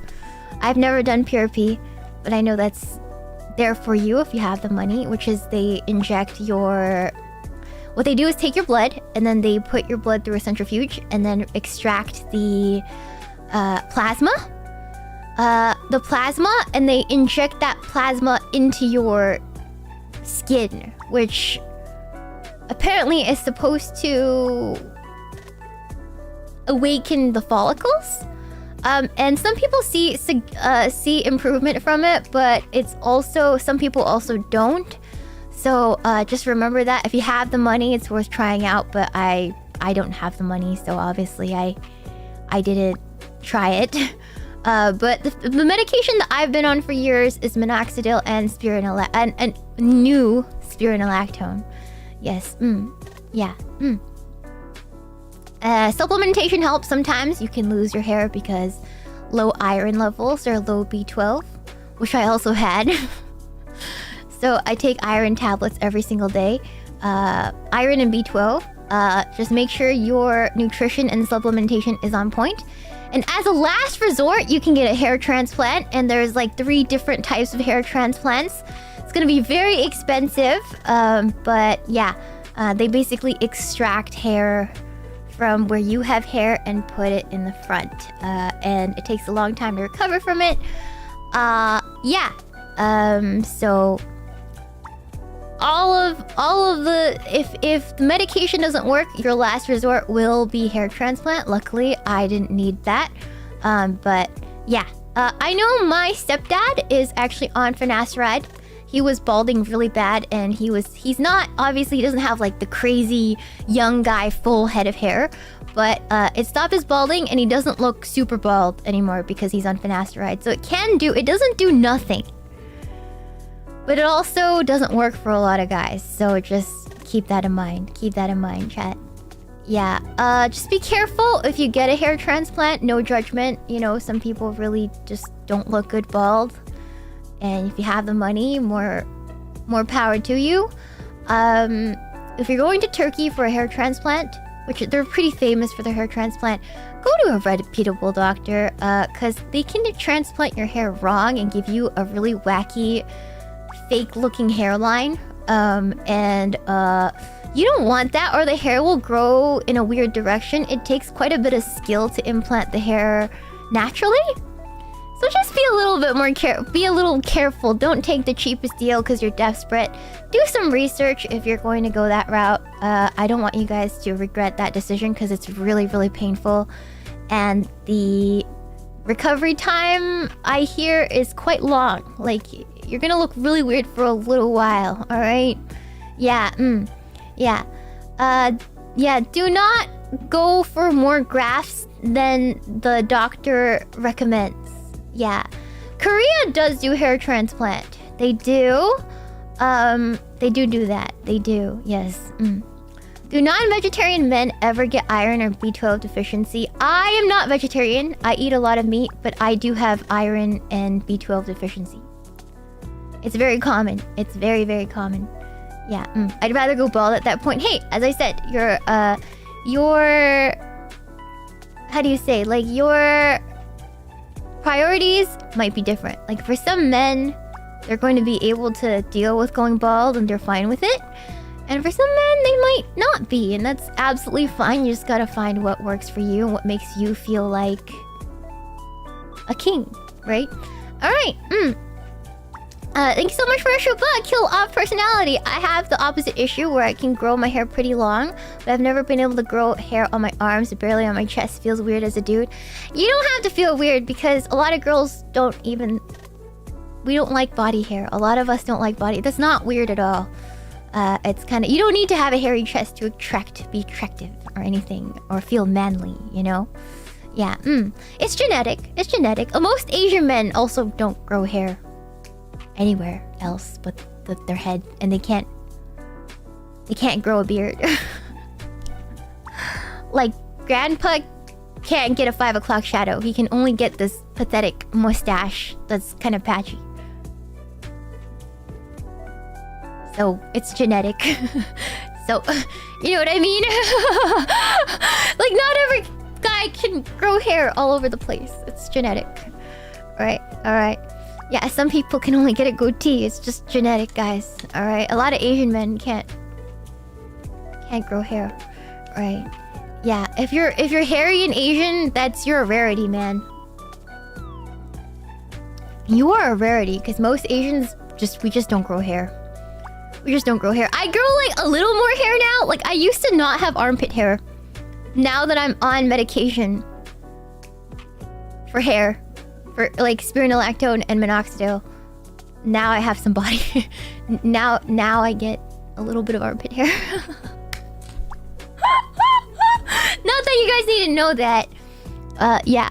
So just be careful with that. All right. TMI. So a big question is, how often should I wash my hair if my hair is thinning? This depends on your case, but in the case of male pattern baldness, it's caused by DHT in your follicles. So every other day or every day or whatever, you should wash with a shampoo containing ketoconazole. This is a little trying, so I would still have a normal shampoo laying around, but I'd probably use this every other day. It's called Nizoral. It's for dandruff, but it has this thing called ketoconazole in it, and it actually blocks DHT on some level. And what you do is you just use this, and you keep it when you scrub it into your scalp. Just leave it on for like a couple minutes before you wash it off, and it can help with the hair fall a little bit. It's like a multi-pronged process. It's not that fancy. You can actually buy Nizoral at Walmart.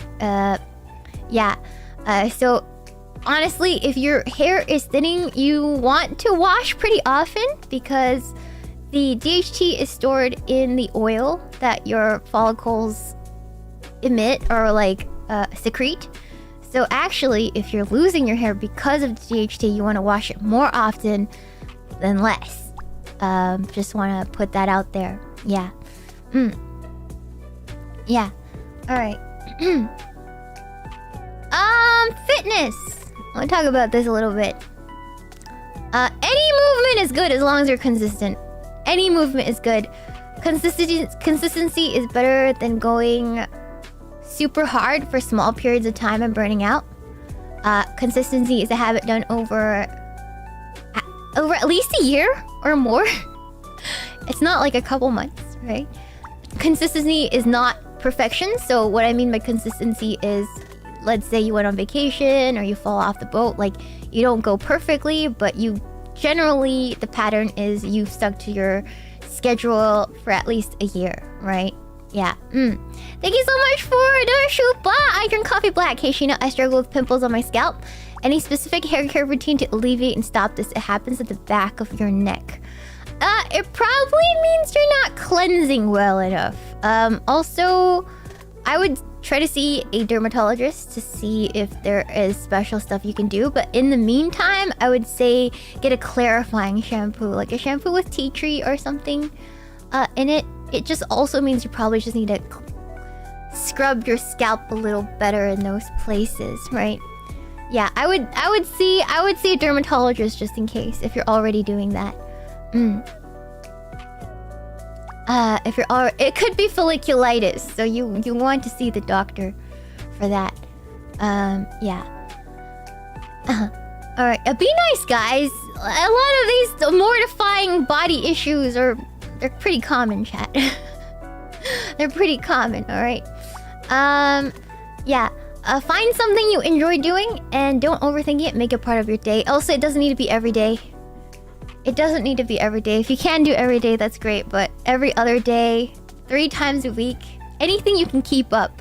Consistency is better than anything else, really. So even if it's only 3 times a week, that's consistency. If it's 3 times a week for a full year, that's a lot of exercise sessions, guys. It doesn't need to be every single day. For me, I only exercise every other day. Yes. And then what else? So personally, what is Shiina working on? Flossing my teeth. This is a new one for me, chat. I haven't flossed my teeth consistently like all my life. So right now I'm trying to floss my teeth every single day at night, and some days I still skip. I think right now I'm only flossing like 3 times a night, or 3 times a week. I'm trying to get better at it, but it's a sensory nightmare for me. I hate flossing. So I'm trying to find a proper way to floss my teeth. I've tried the water pick. I think I'm gonna continue trying the water pick. I've tried like the string. I've tried making it strawberry flavored string. I've tried so many things. Oh, I hate flossing, but I have to floss my teeth. Yes, I hate it so much, but I have to do it. So that's what I'm working on. I'm gonna try water pick at a lower thing. I'm gonna try lower pressure. I hate it so much. I hate it so much.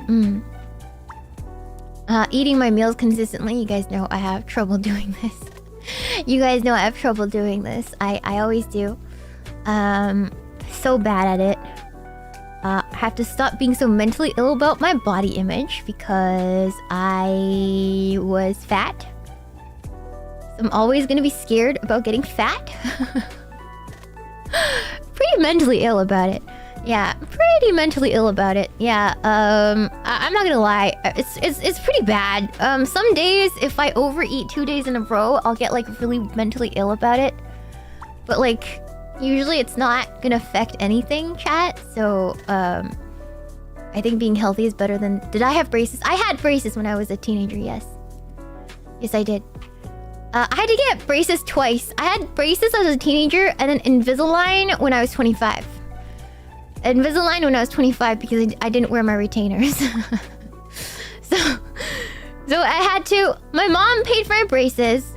And then at age 25, I had to pay for my own Invisalign because I was a brat and I didn't wear my retainers. So, there's that. I do not wear my retainer anymore. It's fine. I wore it for 5 years. I'm done with it. I just have issues with it. Yeah, the dentist says my teeth look fine though, so... Yeah, braces made flossing so bad. I think braces was really did me in. Yeah, Invisalign for the win, chat. If you can get Invisalign, get Invisalign, because braces are just a nightmare. They cut into my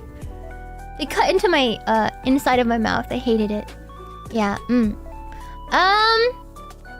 have healthier boundaries with my viewers. Yeah, that's what I'm working on. That's a big one, chat. I'm pretty parasocial when it comes to you guys. And it's kind of to a point where it doesn't really like help me be a better streamer. I'm really honest with you. I'm really mentally ill about this. Like, sometimes I take a lot of things too personally because I feel too close to you guys. So like, sometimes I'll get worried sick about a singular viewer that hasn't showed up for like a couple weeks. You know, or they move on and I'm like bodied for like several days at least, or a long while, because I just can't get over it. Like, it's not good, right? Like, it's cool. It's cool that like it's good for your streamer to care, but like I actually feel like this has gotten in the way of me showing up properly to stream, so I'm trying to work on that. Of course I notice stuff like that, yeah.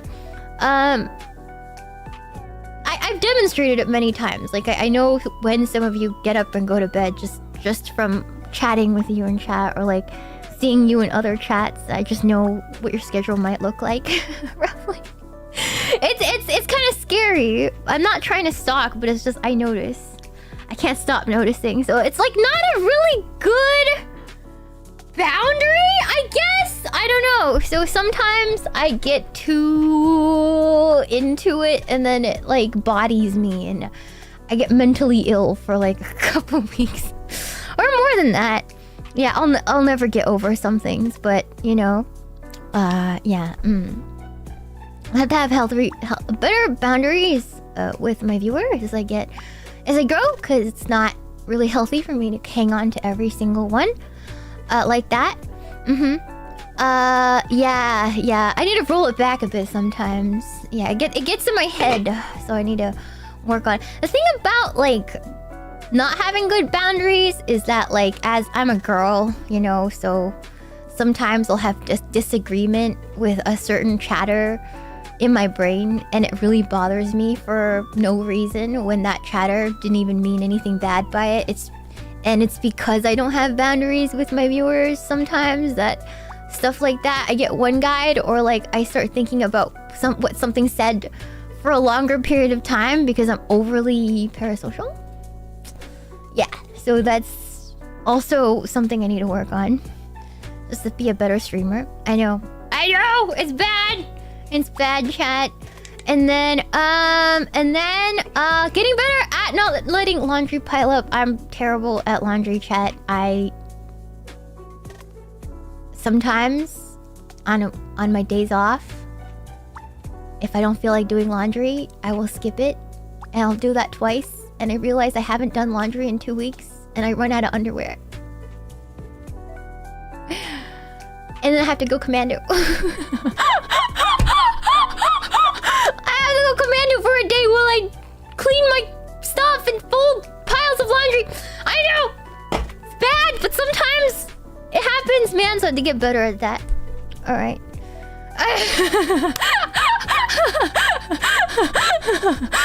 Okay! Alright! Anyways, luckily I'm a streamer. I don't go outside, so it doesn't even matter when I go commando. But, yes, it happens sometimes. I need to get in touch with friends and family better.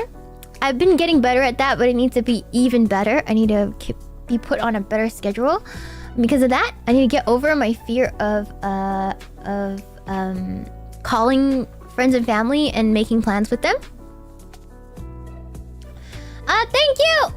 Thank you for the... I don't think this is work. I don't think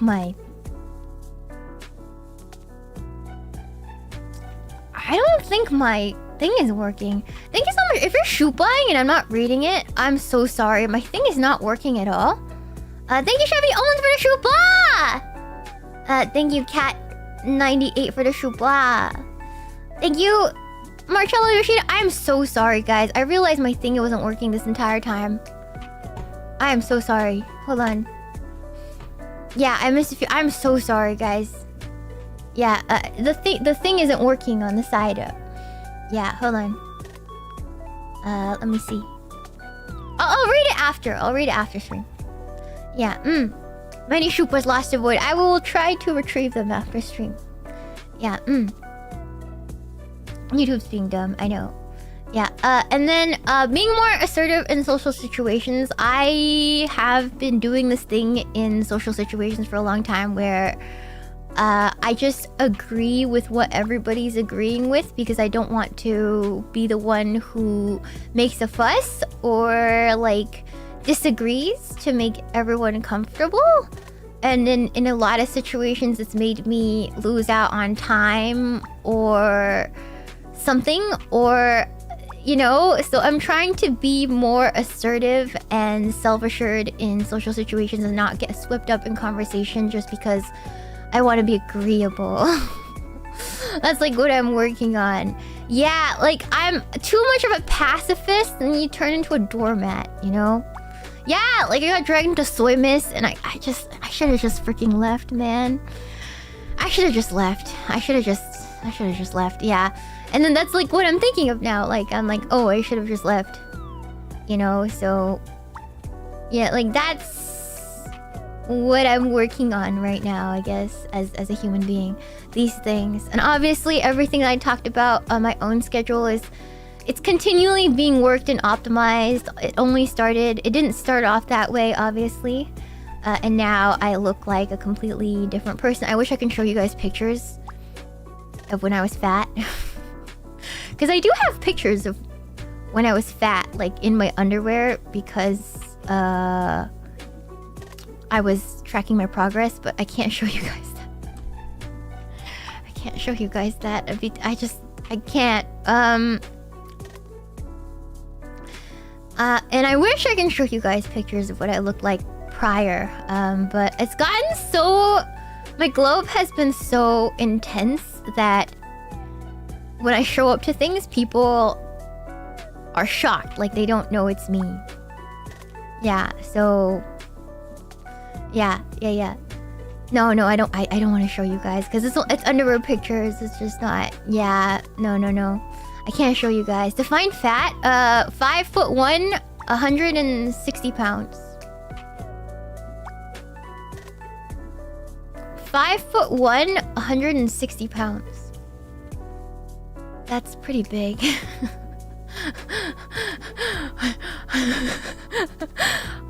5'1", 160 pounds. That was squishy, guys. Yeah, it's big. It's pretty high. At some point, I was actually 170, but I think I avoided the scale after that. Yeah, it was like 165. I think was my heaviest recorded weight. Yeah, like BMI 30. Holy crap, that's crazy. That's crazy. Yeah, no, I was round. I was round, chat. Yeah, for those, yeah, it was. I was pushing 170. It was bad. I was fat. Yeah, no, I think for a 5'1" girl, yeah, it's big.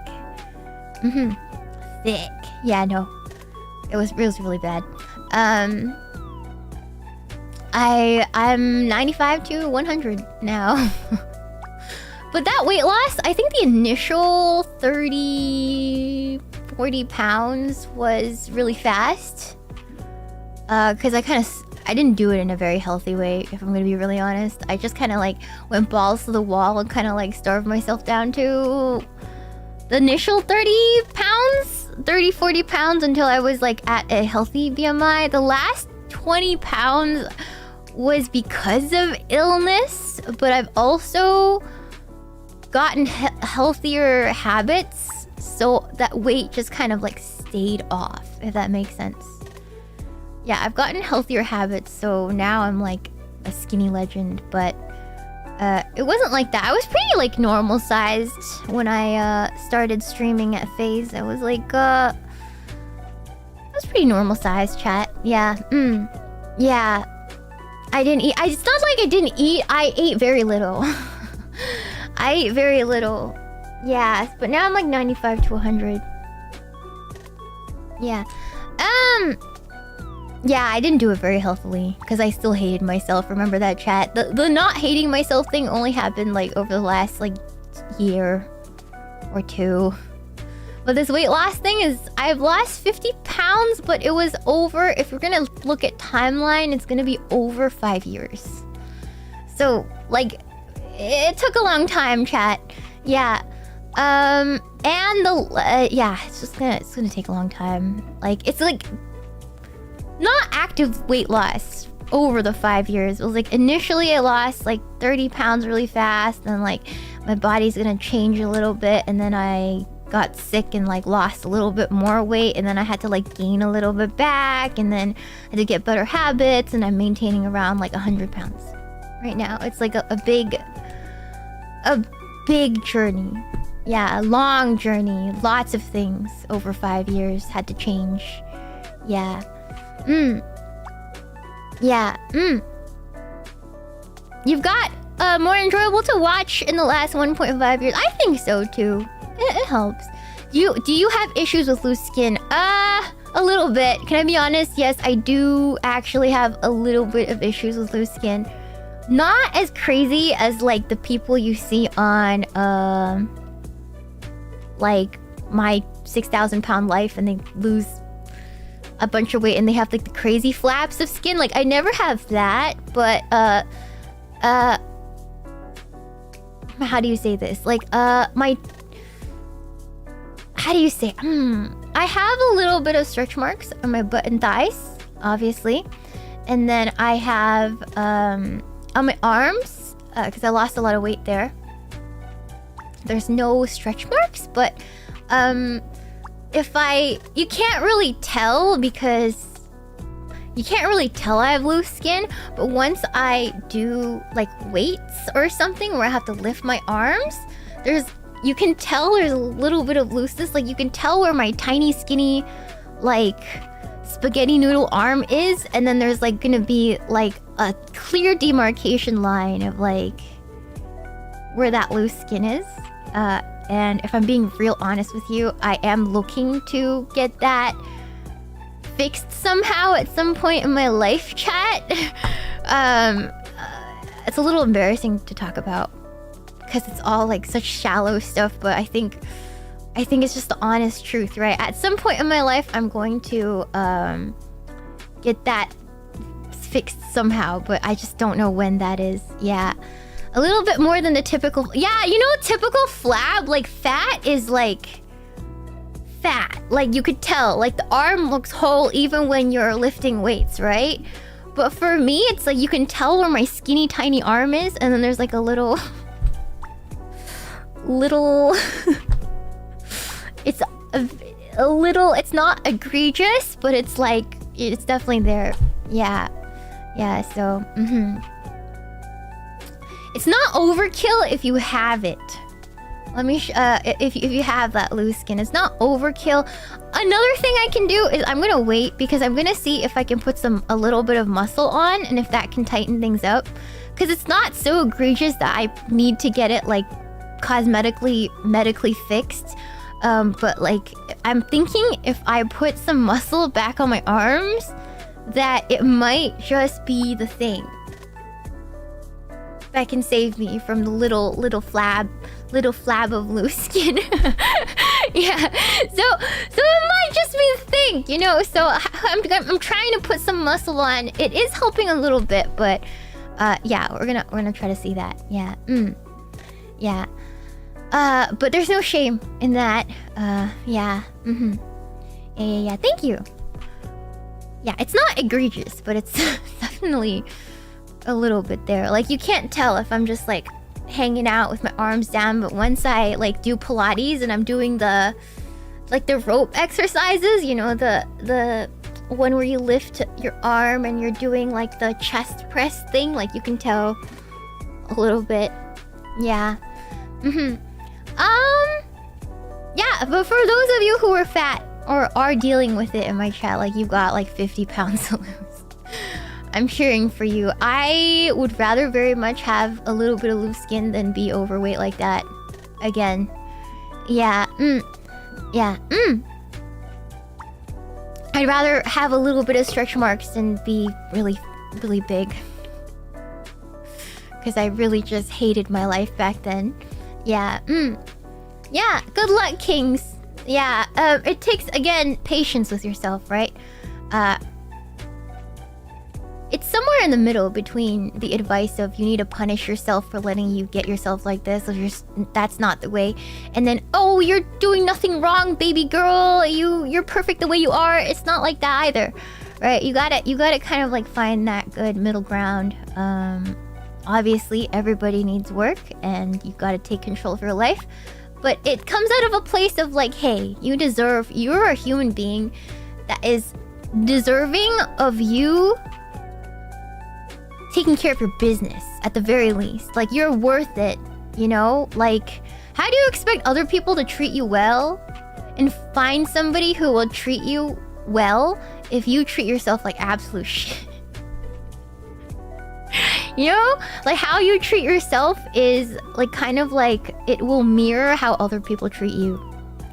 Like, you'll start realizing the better you treat yourself, the better other people realize that you're worthy of love and respect. And it's a sad, sad thing, but it's true, right? Yeah, so if you don't believe you're worthy of respect, that's why whenever you get into a situation with a girl, like, why am I only meeting like nasty women? It's because in your mind, subconsciously, that's how you've been treating yourself. Right? That's how you're treating yourself. If you actually take care of yourself, when you get treated like that, you're like, nah, nah.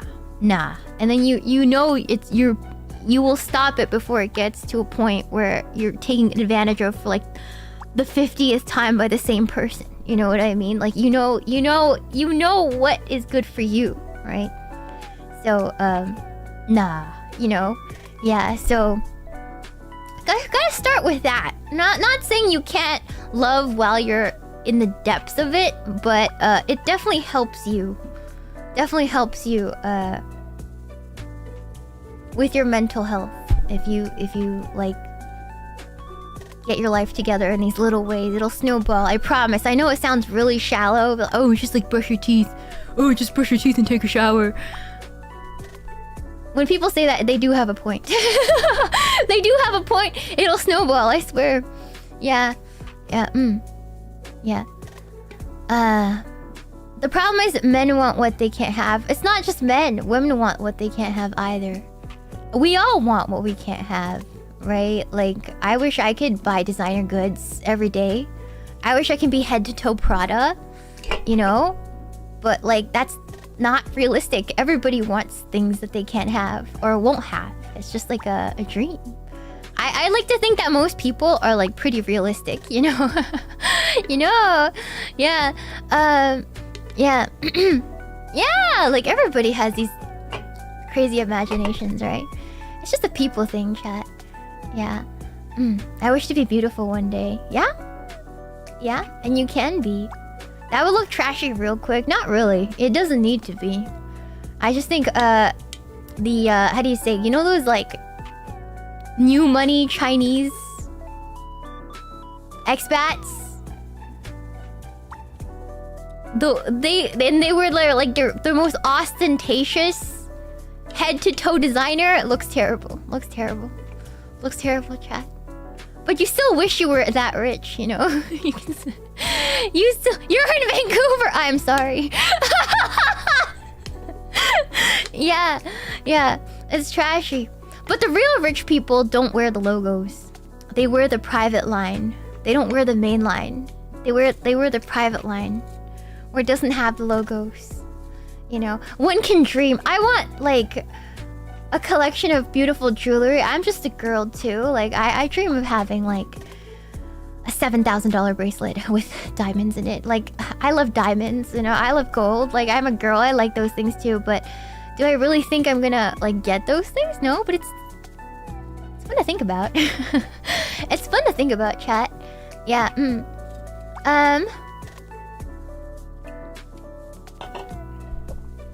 Yeah, like, it's fun to think about. We all want...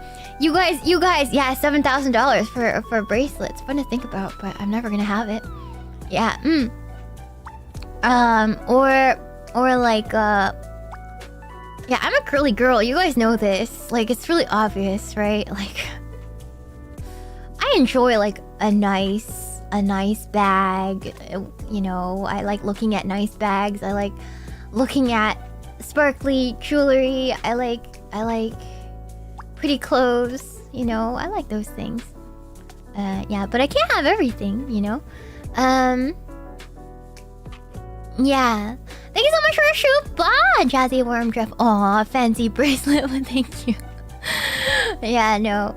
Yeah, no. I'm a girly girl. Why do you think I'm such good friends with Lumi?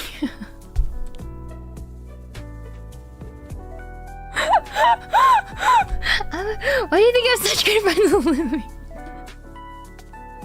Why do you think Lumi and I get along so well? Sometimes Lumi will come hang out and I'm like, oh girl, new shoes? Oh, did you get it from that website? I know exactly where you got those. You know? Yeah, oh yeah. I know where you got those. I pick up Dizzy. I pick up Dizzy because I drive. Dizzy doesn't. I drive. I pick up Dizzy. I'm like, oh girl, are you wearing diptyque? I know exactly what perfume that is. Ooh, you smell nice. Alright, I didn't really have enough time to put the perfume section on here, but as for cologne is like an enhancer. It's not meant to cover up bad smells. It's meant to, it's like an accessory. That's the best way to describe cologne and perfume. It's not meant to cover up your bad smell. It's meant to, like, enhance your vibe. It's like an accessory. Baccarat Rouge, no, it's too expensive. I like Baccarat Rouge, but I don't wear it. Yeah, so it can make bad smells worse if you are already stinky and you layer your perfume. You just smell like a potpourri in a toilet. You know, so basically, you know, I was worried because I said I really like the smell of Armani Code, and I do. But just because I like the smell of Armani Code doesn't mean it'll work for you. And what I mean by that is, let's say, for example, me, Ember, and Dizzy went to try on a perfume. It was Casa Moradi Lira. It's a really nice gourmand perfume. It smells like caramel. Like, it's supposed to smell sweet and creamy and caramelly with a hint of orange. And so we all sprayed it on our wrists.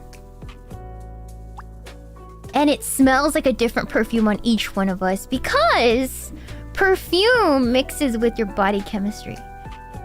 Yeah, Scherhoff. Yeah, it smells so good. It smells so good. Yeah. But it smells like a different perfume on each one of us. So the only person it actually smelled good on was Ember. Because on Ember, it actually smells caramelly and creamy. But on Dizzy and I, it smelled like straight orange cleaner. Or Fanta. Right?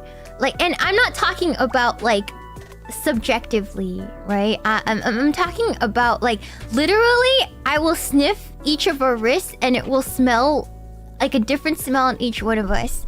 That's what I mean. Like by cologne and perfume, you actually have to try it on because it will literally smell like a different perfume slightly on a different person. Right?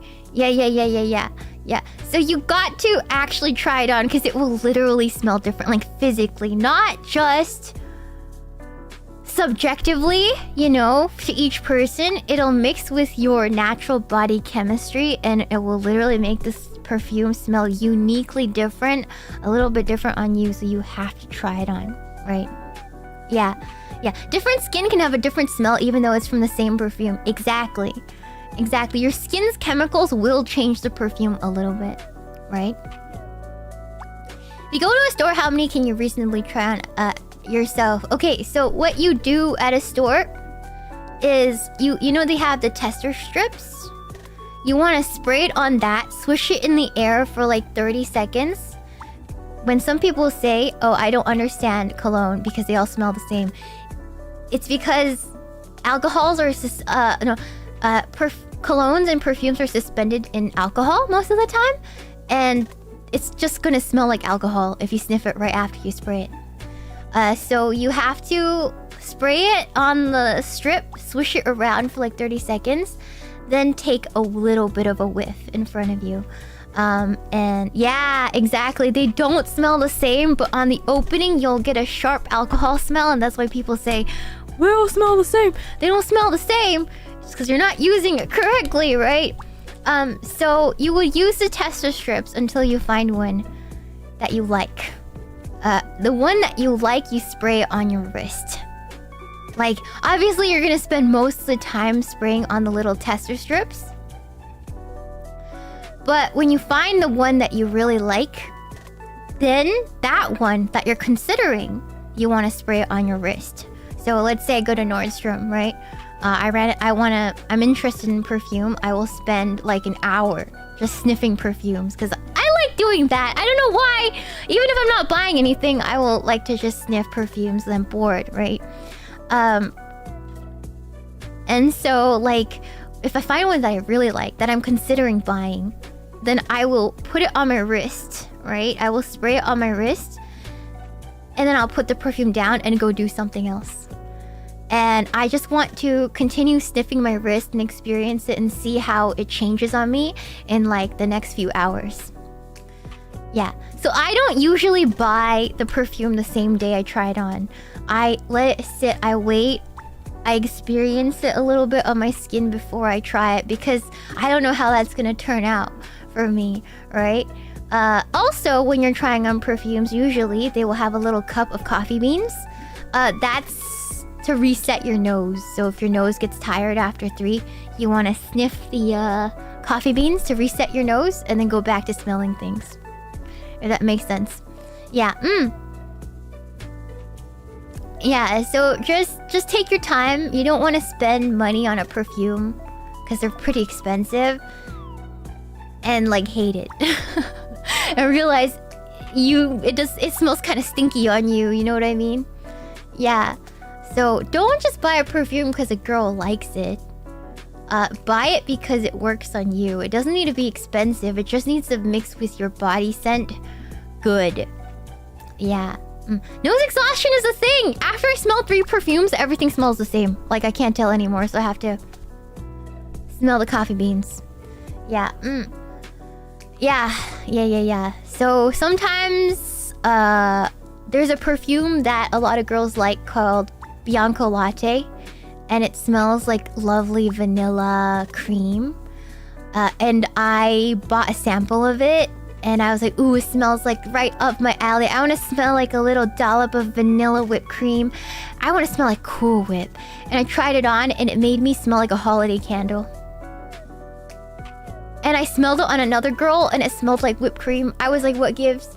Literally, what gives? What gives smells so good on this other girl, but when I put it on my body, it smells like a cheap holiday candle. I know. So I was glad I didn't buy the full bottle, cause I got a little sample of it, so I didn't waste my money, right? So yeah. Try it on, basically. And then this is good advice. If you get all your skincare to a good basic level, not to the crazy level I take it, but if you get your skincare to a crazy level, you get close. I did have a stream about male fashion. If you get it close to acceptable level, everything fits well. And if you add the good cologne, because girls are more shallow than they'd like to admit. If a man smells good and their clothes fit right, it's like +4 attractiveness points. Literally, you could be like a 4, but if you get all of those things right, you can be somebody's 8. Because it's just it's that crazy. The equips do that much. Yeah, you could be somebody's 8. It's true, chat. I don't like to overthink it. I don't like to overthink it. Think of your body as like a naked Dark Souls guy. Like, you know, when you start out on Dark Souls and you play as a wretch, you have nothing equipped, and you're weak as hell. You need those equips to take you up to a point where you got game. All right, it's true. We are like, yeah. You got to equip yourself with these things, right? Yeah, you gotta get your style points up. Yeah. Yeah. Think of it like that. It's that simple. It's literally that simple. You gotta add the rings, all those things. Yeah. Yeah. You just need better stats. That's all you need. Like, I think a lot of girls too. A lot of these girls you see on the streets that are actually really, really pretty. Like, you're like, oh, that girl's a freaking 9. If she rolls out of bed in the morning, I bet you she's a 6. Without any skincare, without any like light makeup, like that 9 is a 6 when she wakes up. I guarantee you. It's actually, it's just how it is. It's just how it is, chat. Yeah. It is what it is. It is what it is. It's true. It's true, chat. Yeah, more people are more regular than you think they are, chat. People are more normal than you think they are, even the really hot ones. Yeah, even the real hot ones. Like, yeah. You know, some of those K-pop idols that they look really good even when they roll out of bed. You know what it is? Plastic surgery. That's like a eternal equip, permanent equip, right? But if you see them before they debuted, they're like 6s, 7s. You know, they look like a little above average. You know what I mean? They don't look that crazy. It took like the eternal equips to look like that when they roll out of bed. It's not like natural. You know what I mean? Like, yeah, don't compare yourself to the guy that already has all his buffs equipped. You have to like realize that a lot of it is just like pomp and circumstance. It's just all equipment. It's all equipment, chat. I'm telling you. Equipment and like these little things you do over time, right? Yeah. Yeah. Anyways, Yeah. Yeah. Your equipment stats do not matter in Dark Souls as much as people think. Fashion Souls and everything. Yeah. Some people are pay to win, but not everybody's looking for the perfect plastic girl. You know what I mean? Like, honestly, not everyone's looking for the perfect plastic girl, chat. Like, I know most guys would be pretty happy with a 6 out of 10 girl as long as she's, like, really nice and has good hygiene. If a girl's really nice, right? And nice to you and cares about you and has good hygiene, but she's a 6, that girl's an 8.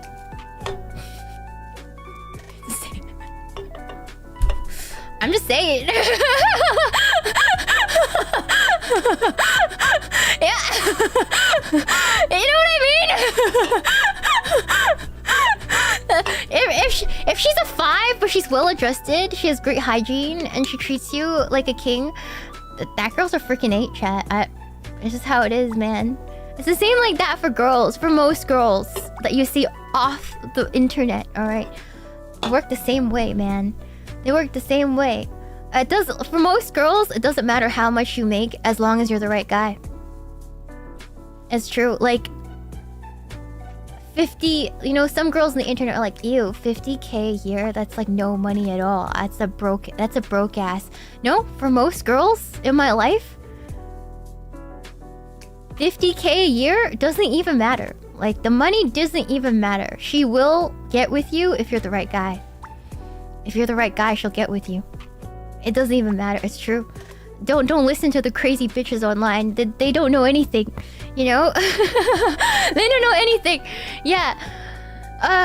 In California, yeah, but like there's a lot of girls in California that I know, my friends who got with guys that only make like 40k a year because that's like the right guy for them. And then they built a life together. And now they make a lot of money together, but when they started, one person was working at a freaking Starbucks, you know what I mean? Like, if you're the right person, the money doesn't matter. Right? And if they care about that, then that's their priorities, and that says nothing about you. That's just them, you know what I mean? You don't want a gold digger. Why would a gold digger bother with the general population anyways? They're not even looking for us. They're not even looking for us, man. Yeah. I wish more people thought that way. Obviously, not everyone's gonna think that way, but I do believe that most people do think that way. I do believe most people think like that. I just think that the internet has brain-rotted people, and Tinder has brain-rotted people into judging people by these like really arbitrary things. But if you actually go out there and meet people, you'd find most people are really down to earth and really nice, even in California. You know? Yeah, it's true. I guarantee you it's true. You're going to find bad eggs. I'm not gonna say you're not going to come across bad eggs. You will. But most people are not like that. If it doesn't work out, it's just because you're not the one. Right? It's not because of the money. It's not because of that. It's just because they tried it, you weren't the one. You don't have to overthink it, right? Think about it. If you get with somebody, right? It's either you get married or you break up. That's the only two things that can happen when you're with someone. You get married or you break up. Think about that for a second, right? So even if you're with somebody for like 5 years, right? Even if you're with somebody for 5 years and you're thinking, oh my god, but that's 5 years of my life. At that point, is that the person right for you? Are you guys gonna get married? Or are they not right for you? Is that you don't see that happening? Might as well just break up, even if it's 5 years, right? You know, like it sucks. It sucks, but it's true, right? You just have to take that chance. You know, same thing. It goes both ways, right? What if you meet a girl and she's wonderful, right? And you're with her for like 3 years. But you realize that you're like not feeling excited about it, or like you've fallen out of love, or like there's something missing. You feel like you're not having your man needs met. She's not really connecting with you. Things are not egregious, but like, you know, you're not like happy either, right? And you're not married. Are you gonna waste 4 more years? Or are you gonna break it off? Break it off. Break it off, chat. If she's not making you happy, break it off. Even if you have nobody else lined up, maybe being alone is better for that moment. You'll find somebody else, you know? Break it off, man. Don't be like my friend where it drags out for like 8 years and then they haven't had any relations for 4 years out of the 8 years they were together, and then they've only recently broken up. What's the point, chat? What's the point? What's the point? You know? Yeah, cut your losses, man. Yeah. Yeah, and sometimes you're the person that's being left on the other end, and it's okay to be sad. You know, maybe you're with a girl and she feels that way about you after 3 years, and she breaks it up with you and you couldn't mentally make sense of it. Right? You're like, oh, why did she break up with me? We had such a good thing going on. It could just be that maybe she's just not feeling it, you know? Maybe you weren't the one for her because she didn't see herself getting married to you. Sad, but it's true, you know? Yeah, yeah. Yeah, and obviously, some people are, of course, relationship is work, but some people realize that they realize they don't want to work out with this person. You know, like, that's a decision they've made. You know, obviously there's gonna be ups and downs when you're with somebody, because there's not a perfect match in the world for anyone, because we're all different people and we've come from different walks of life. But at some point, some people just don't feel like they understand that, but they just realize that they don't want to go to that distance with this person because it just doesn't feel right to them. And it could be as meaningless as that, you know what I mean? Yeah. But it's just what it is, you know? Thank you, Lori Magenta, for the $5 shoe flash! You know, if you ever disagree with me, I want you to throw glitter at me. Don't just submit to my will. It's okay to disagree with me. It's fine. It's fine if you disagree with me, chat. My ex's wife came out as LGBT, so not sure where that fits in this equation. Well, they figured out that that's not the relationship for them. They wanted another woman. Yeah, or another man. You know, that's just a part of it. They're like, wait, I don't like hot dog. I like hamburger. You know, sometimes it's just like that. You know, it's the same thing. It still applies. Yeah. Yeah, it's like, oh man, you know. Sooner than later, you know. Yeah, they weren't. You know, chat. Yeah.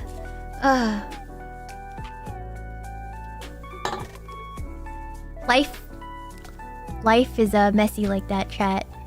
Life is really messy like that. And I guess it goes back to the conversation we were having in Rie's stream, where I was like really adamant. I think I was a little mean about it, and I'm sorry. I hate the idea that like you live thinking that anyone owes you stuff. Because sometimes the reasoning is so meaningless. When people give you an explanation as to why things happen, you're just like, wow, that was a waste of my time. You know what I mean? Life is messy. Life is messy. You can't live your life thinking people owe you stuff.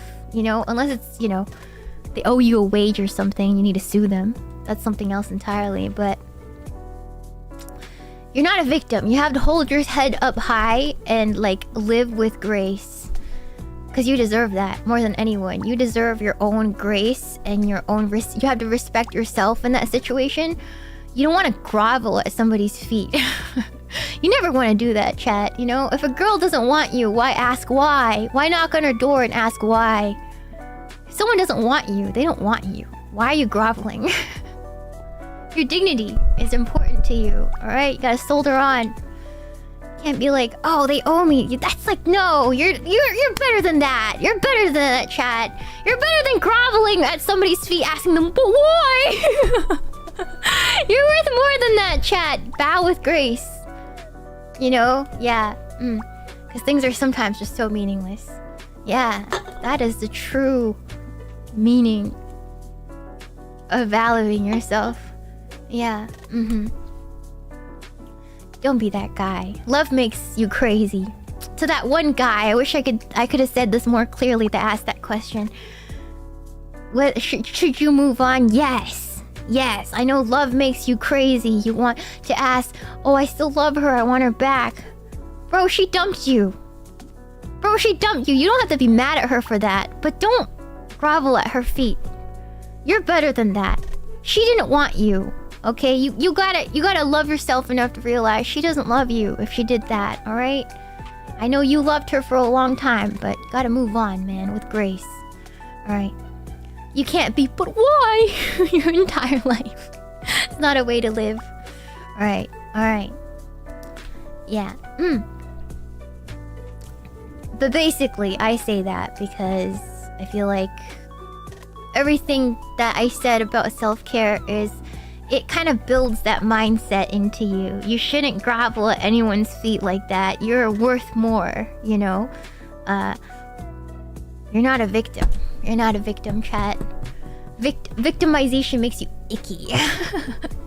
And you look back and you're like, ugh, I'm cringe. But I feel like everybody lives through it a little bit at some point, right? So, I hope you guys got something from that conversation. Yeah, I hope you guys got some. I hope that like empowers you a little bit. You know, like I know there's like you can very much give your money to like a pickup artist or how do you call it? Like a pickup artist or what's that? What's the bald guy that's in jail for human trafficking? Andrew Tate. Is it just me or Andrew Tate looks homosexual? I think he looks kind of gay. I saw a picture of him in a Speedo and it looked like he didn't have a dick. But anyways, I'm sorry, he got this! He sets off my gaydar! He sets off my gaydar a little bit, chat! Okay, anyways. He looks a little... he sets off my gaydar, chat. Dude, he sets off my gaydar! Is it just me? I know it's a little mean, but I'm just saying, it kind of sets off my gaydar a little bit. And I'm like, why are these men taking advice from a gay man about getting women? I'm sorry! I'm sorry! He just looks like... I saw a picture! I was like, he looks gay to me, man! Oh, anyways. That's just me, though. Yeah, no, it's true. He just sets off my gaydar, man. I saw a picture of him in a Speedo and I was like, man, oh. Yeah. Just, oh, he has a gaydar. Just setting off my gaydar. Yeah, anyways. Yeah, yeah, he's like oiled up, right? He looks kind of oiled up and like in the tiny Speedo and like, I don't know what happened, but I guess he like tucked his like private parts to look like he didn't have anything and it was like, wow, like, I don't know, it's setting off my gaydar a little bit. Chat, I don't know. Yeah. But yeah, I feel like true masculinity comes from like, not from this mindset. And it makes women more attractive too. It's actually like gender neutral. Like if a woman also takes care of herself and stuff like that, she's a nicer person and more well-adjusted and more attractive. So it's not just man, right? It's just a woman too, like a girl with self-respect and like who got it going on. She's desirable, right? Thank you so much for the Shuba 729060. I was but why guy when I was 18 and my first real long relationship ended. Now in my 30s, I just say, okay, don't let the door hit you on the way out. No, for real. For real, no, that's Chad stuff, man. That's Chad stuff. How can you love somebody who doesn't love you back, man? We don't do that. We don't do that. I know it hurts. I know it really hurts and you're allowed to be hurt. But like, that's not real love, man. It's not real love. Thank you so much for that shoot. Marcello Yoshida. Gaydar detected. Gay man in a Speedo. Alert code red. Yeah, no, seriously. No, for real, man. Yeah. Yeah. Exactly. Yeah, the switch does flip once you hit 30, does it? Is that why I feel so much more mentally okay now? Is that why? Is that why, chat? The 30s switch flipped or something, finally? Anyways. Probably. Probably, chat. Yeah. Ain't nothing gay about a Speedo. No, it's not. Okay, the Speedo is not the gay part. It's how oiled up he was. There was just, and the way he was sitting. I don't know. It's not ever just one thing that makes you look gay. It's like a combination of things that sets off the gaydar. You know what I mean, chat? Anyways.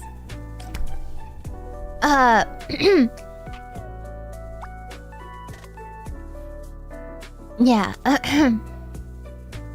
Yeah. 30s feels way better than the 20s. Yeah. Aren't you oiled up? I'm a girl. I'm oiled up.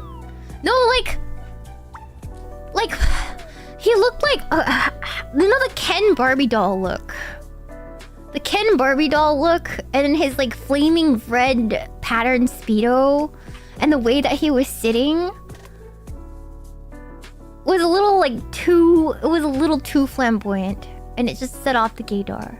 Like if you're just in like a normal Speedo and you're a buff guy, you know, usually it's like not that gay, but like there's something about that picture that really set off my gaydar. I don't know. Yeah. I don't know, there's something about it. It's kind of like how if you see like a cute girl who's like married to a guy and she's wearing like a flannel while on a camping trip with her family, she doesn't look lesbian, right? The flannel doesn't make her look lesbian. But if you combine the flannel with like Adidas like track pants and like Air Jordans or something, then you look like a lesbian. It's always like a combination of things, right? Yeah, it's never just one thing. Yeah. It's never just one thing that makes you look gay. It's like a vibe. It's like a vibe, you know? Yeah. Yeah. And the pixie cut, you know, sometimes they have long hair, but they're wearing like a baseball cap with the flannel, then you start looking gay. But if it's like a middle-aged mom, you know, and she has like cute little shorts on with like a flannel with a tank top underneath, and like she's like a soccer mom, like that doesn't look gay at all. But like in combination with other things, you could look extremely gay. You know what I mean? Yeah. Or like a mom on a camping trip. If she wears flannel or camo, it doesn't look gay, right? But like in combinations with some things, it look extremely gay. Yeah. Yeah. I'm getting aware of some things. Yeah. Maybe I planted a seed in your brain. Hopefully, you can. My journey can help somebody else, and if it doesn't, that's fine. You don't have to live by my philosophy. But I just kind of want to share this with you because I feel like it could help you. I hate victimization, man. You know, I hate it. I feel like the huge. I'm gonna be controversial for a second. I'm gonna say that there's a culture of self-victimization because of the way that kids were taught as a millennial, like if you're the way you were raised and the way they teach you about certain things makes you fall into the trap of self-victimization more often than previous generations. 100%. Because they teach you a lot of things are not your fault, right? And so you can just blame somebody else, right? It's so true. It's such the truth. And that's why you see all these horribly adjusted men and women in society. I believe that 100%. I know that's gonna be a little bit controversial to some people, but it's true, right? It's true. It's 100% true. They just weren't taught right. Alright? Yeah. So like, it's important to take some things into your own hands in some ways, right? Yeah. So you gotta like realize there are things you can control. There are aspects of your life you can make better. You are not a victim. You're not a victim, chat. Like you can't think of yourself like that, or else you're just gonna have a really bad time for the rest of your life. It's true. It's true. It's true, chat. And this is like the beginning. I've only talked about how I started on the little shallow things, right? But you gotta take personal responsibility for the situation that you're in. You can't just always blame other things, right? Like, you gotta be reasonable here, right? Anyways, thank you so much for Shuba Marcello Yoshida. Hard times create strong men create good times create weak men, and weak men create hard times. That's the cycle. yeah, no. You know what I hate on the internet is you see men blaming women, women blaming men, and I'm like, all of you are just not taught right. I don't think none of us were taught right, chat. If you're around my age, we just weren't taught right. We gotta, all of us got to respect ourselves a little bit more and just respect each other and ourselves a little bit more, because it's getting out of hand.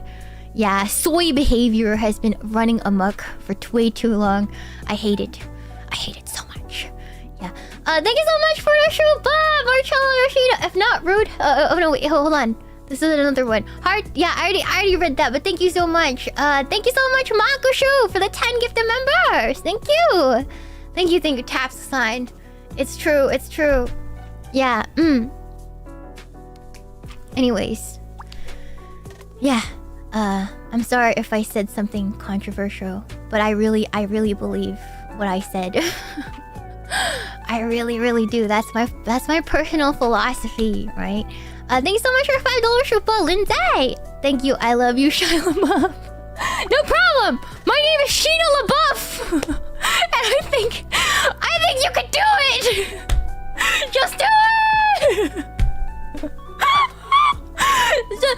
Just do it. All right. Okay. I said the truth. It's true. Oh, it's true. Yeah. I didn't understand it at first. I think it took talking a lot. Honestly, Dizzy and Lumi taught me a lot about this. I think they gave me a hint.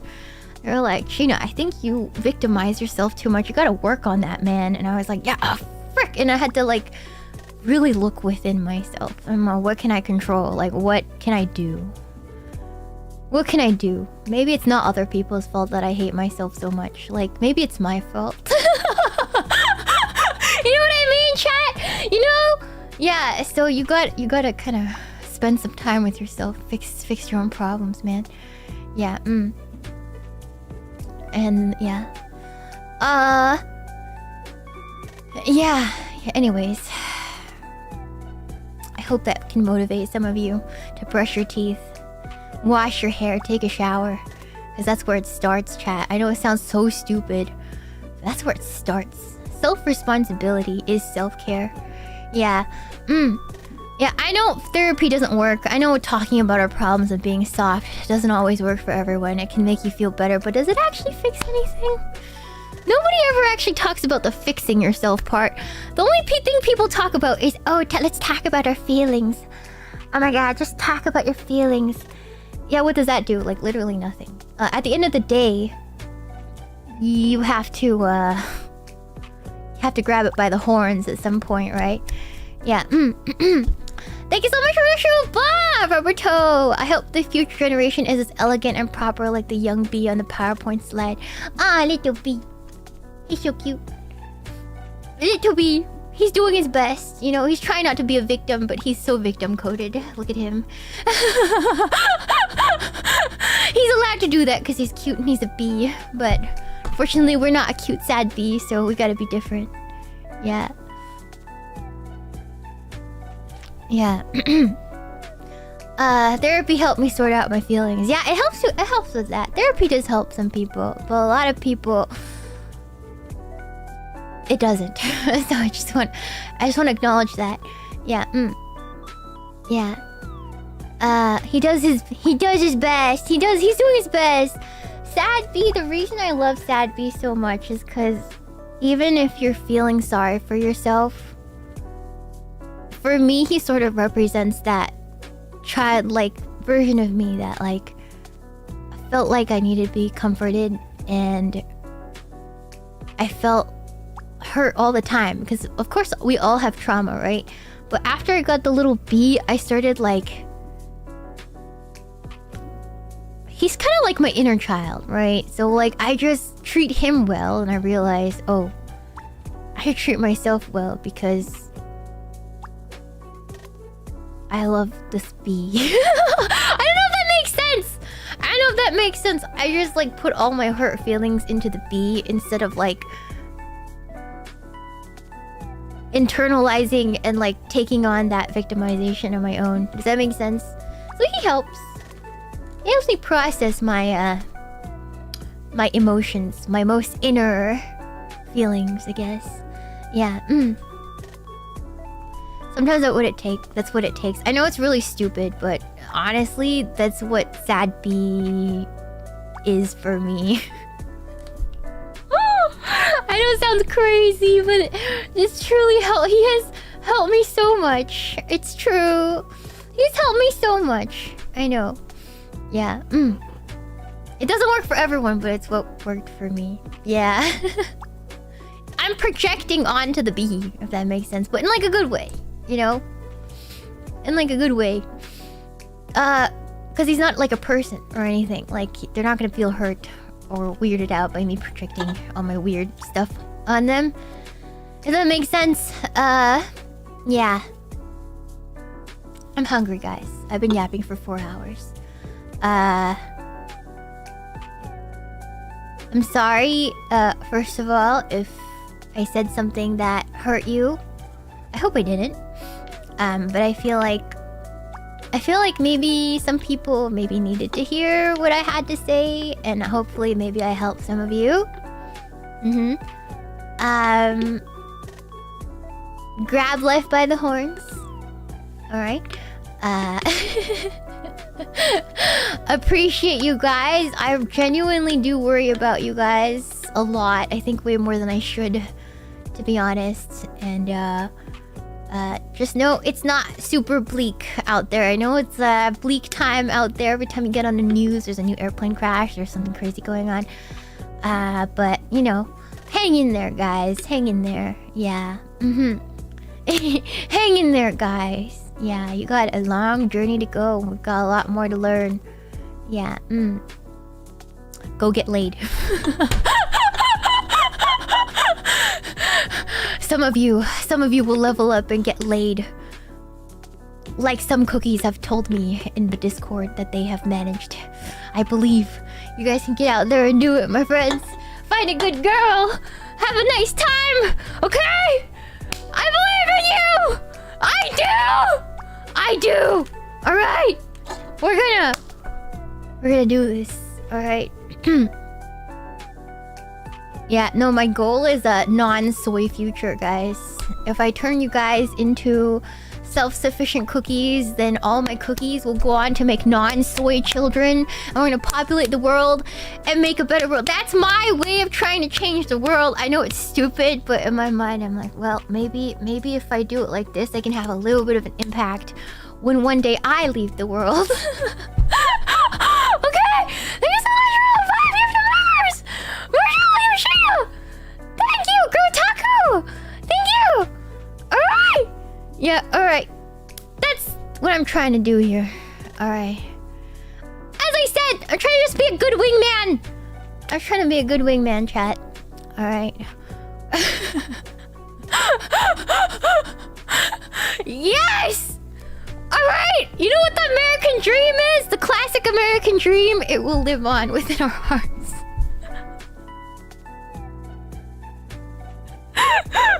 It will live on within our hearts through this way. Alright, I won't let it die here, chat. I can't let it die here. My mom didn't fight for us to be in this situation for nothing, okay? Okay, chat. Alright. Okay. We're gonna make it. We're gonna make it. Okay. Alright. Thank you. Please vote for me for president. Have a nice day. Sad bee. No, it's Shiina Sad Bee 2028. Yes. Yeah, Shiina with Vice President Sad Bee. 2020. 2028. All right. Our flag for our party is just sad bee against a white background.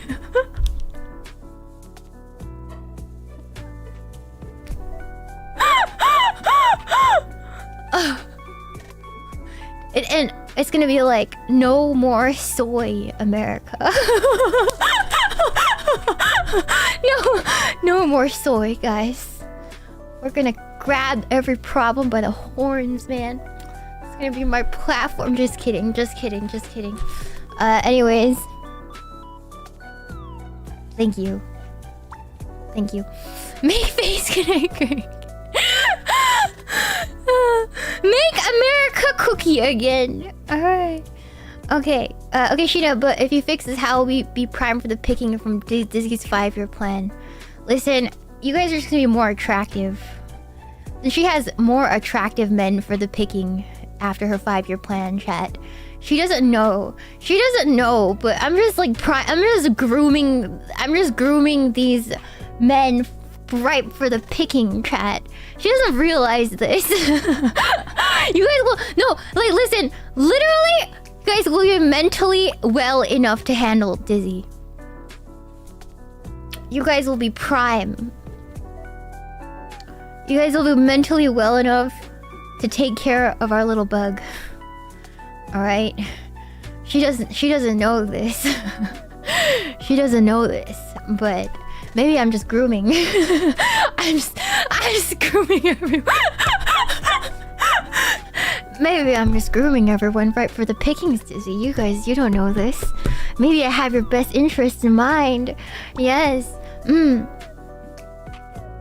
know, she thinks I'm ruining the 5-year plan, but I'm improving it. I'm improving it.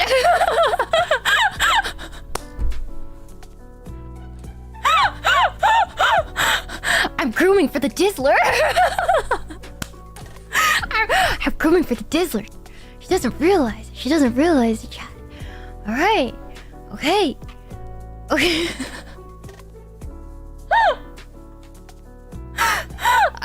Alright, chat. I gotta go eat food. I'm really hungry. Ooh, good thing I have an appetite. I'm gonna go eat some beef or something. I don't know. Yeah, thank you so much, guys. I really appreciate it. I hope you feel good. You guys feel hyped up? You guys feel hyped up? Thank you so much for the Shupa Night Hawk. I'm ready for Dizzy. I know you are. As planned. As according to Keikaku. Thank you for the Shupa Lindsay. This is getting clipped for Phase Weekly. Hello, Phase Weekly. Hello. Hi, Dizzy. Am I doing a good job? Am I being a good friend? Do you guys feel motivated? A little bit? Do you guys have a lot to think about? A lot more confident? You feel confident? Good stuff. Alright. Good night. Truly good night. Thank you for a wonderful 4 hours. Thank you for watching me. Love you guys. Appreciate it. Bye-bye. See you guys tomorrow. Wait, do I see you guys tomorrow? I think I do see you guys tomorrow, right? What are we doing? Hold on. Give me 1 second. I'm losing my voice. Hold on. Alright, hold on. Where is... My internet's so slow. What the hell? I think I do show up tomorrow. Yeah, okay, we're playing a... Talking about getting laid. Speaking of getting laid. Chinese dating sim tomorrow.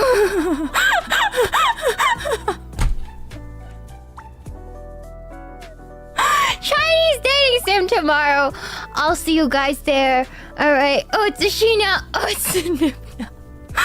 Bye-bye. Okay, hold on.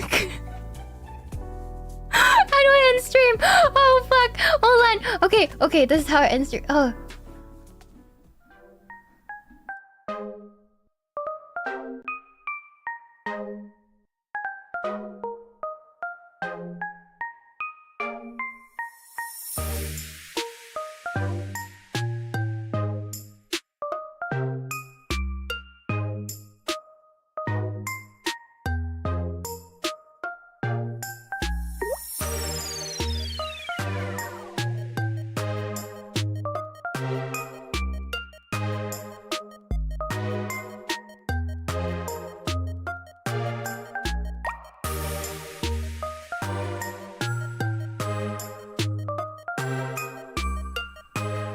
What the hell? It won't let me raid. Oh, wait. Hold on. Wait a second. Hold on. YouTube, I hate you. I hate you so much. Hold on. I'm sending you guys to Dizzy Dokuro. She's digging a hole. She's digging a hole for herself, like always. Alright! Go tell the Dizzler that I love her. Or you may go to Jelly. She is also live. Jelly Hoshiumi love. I love Jerry. Jerry love. So either one or I don't know who fits your vibe better. But I'm sending you to Dizzy because I was talking about Dizzy, so it just feels right. It just feels right. It just feels right, chat. Okay, I'll see you guys soon. Bye bye.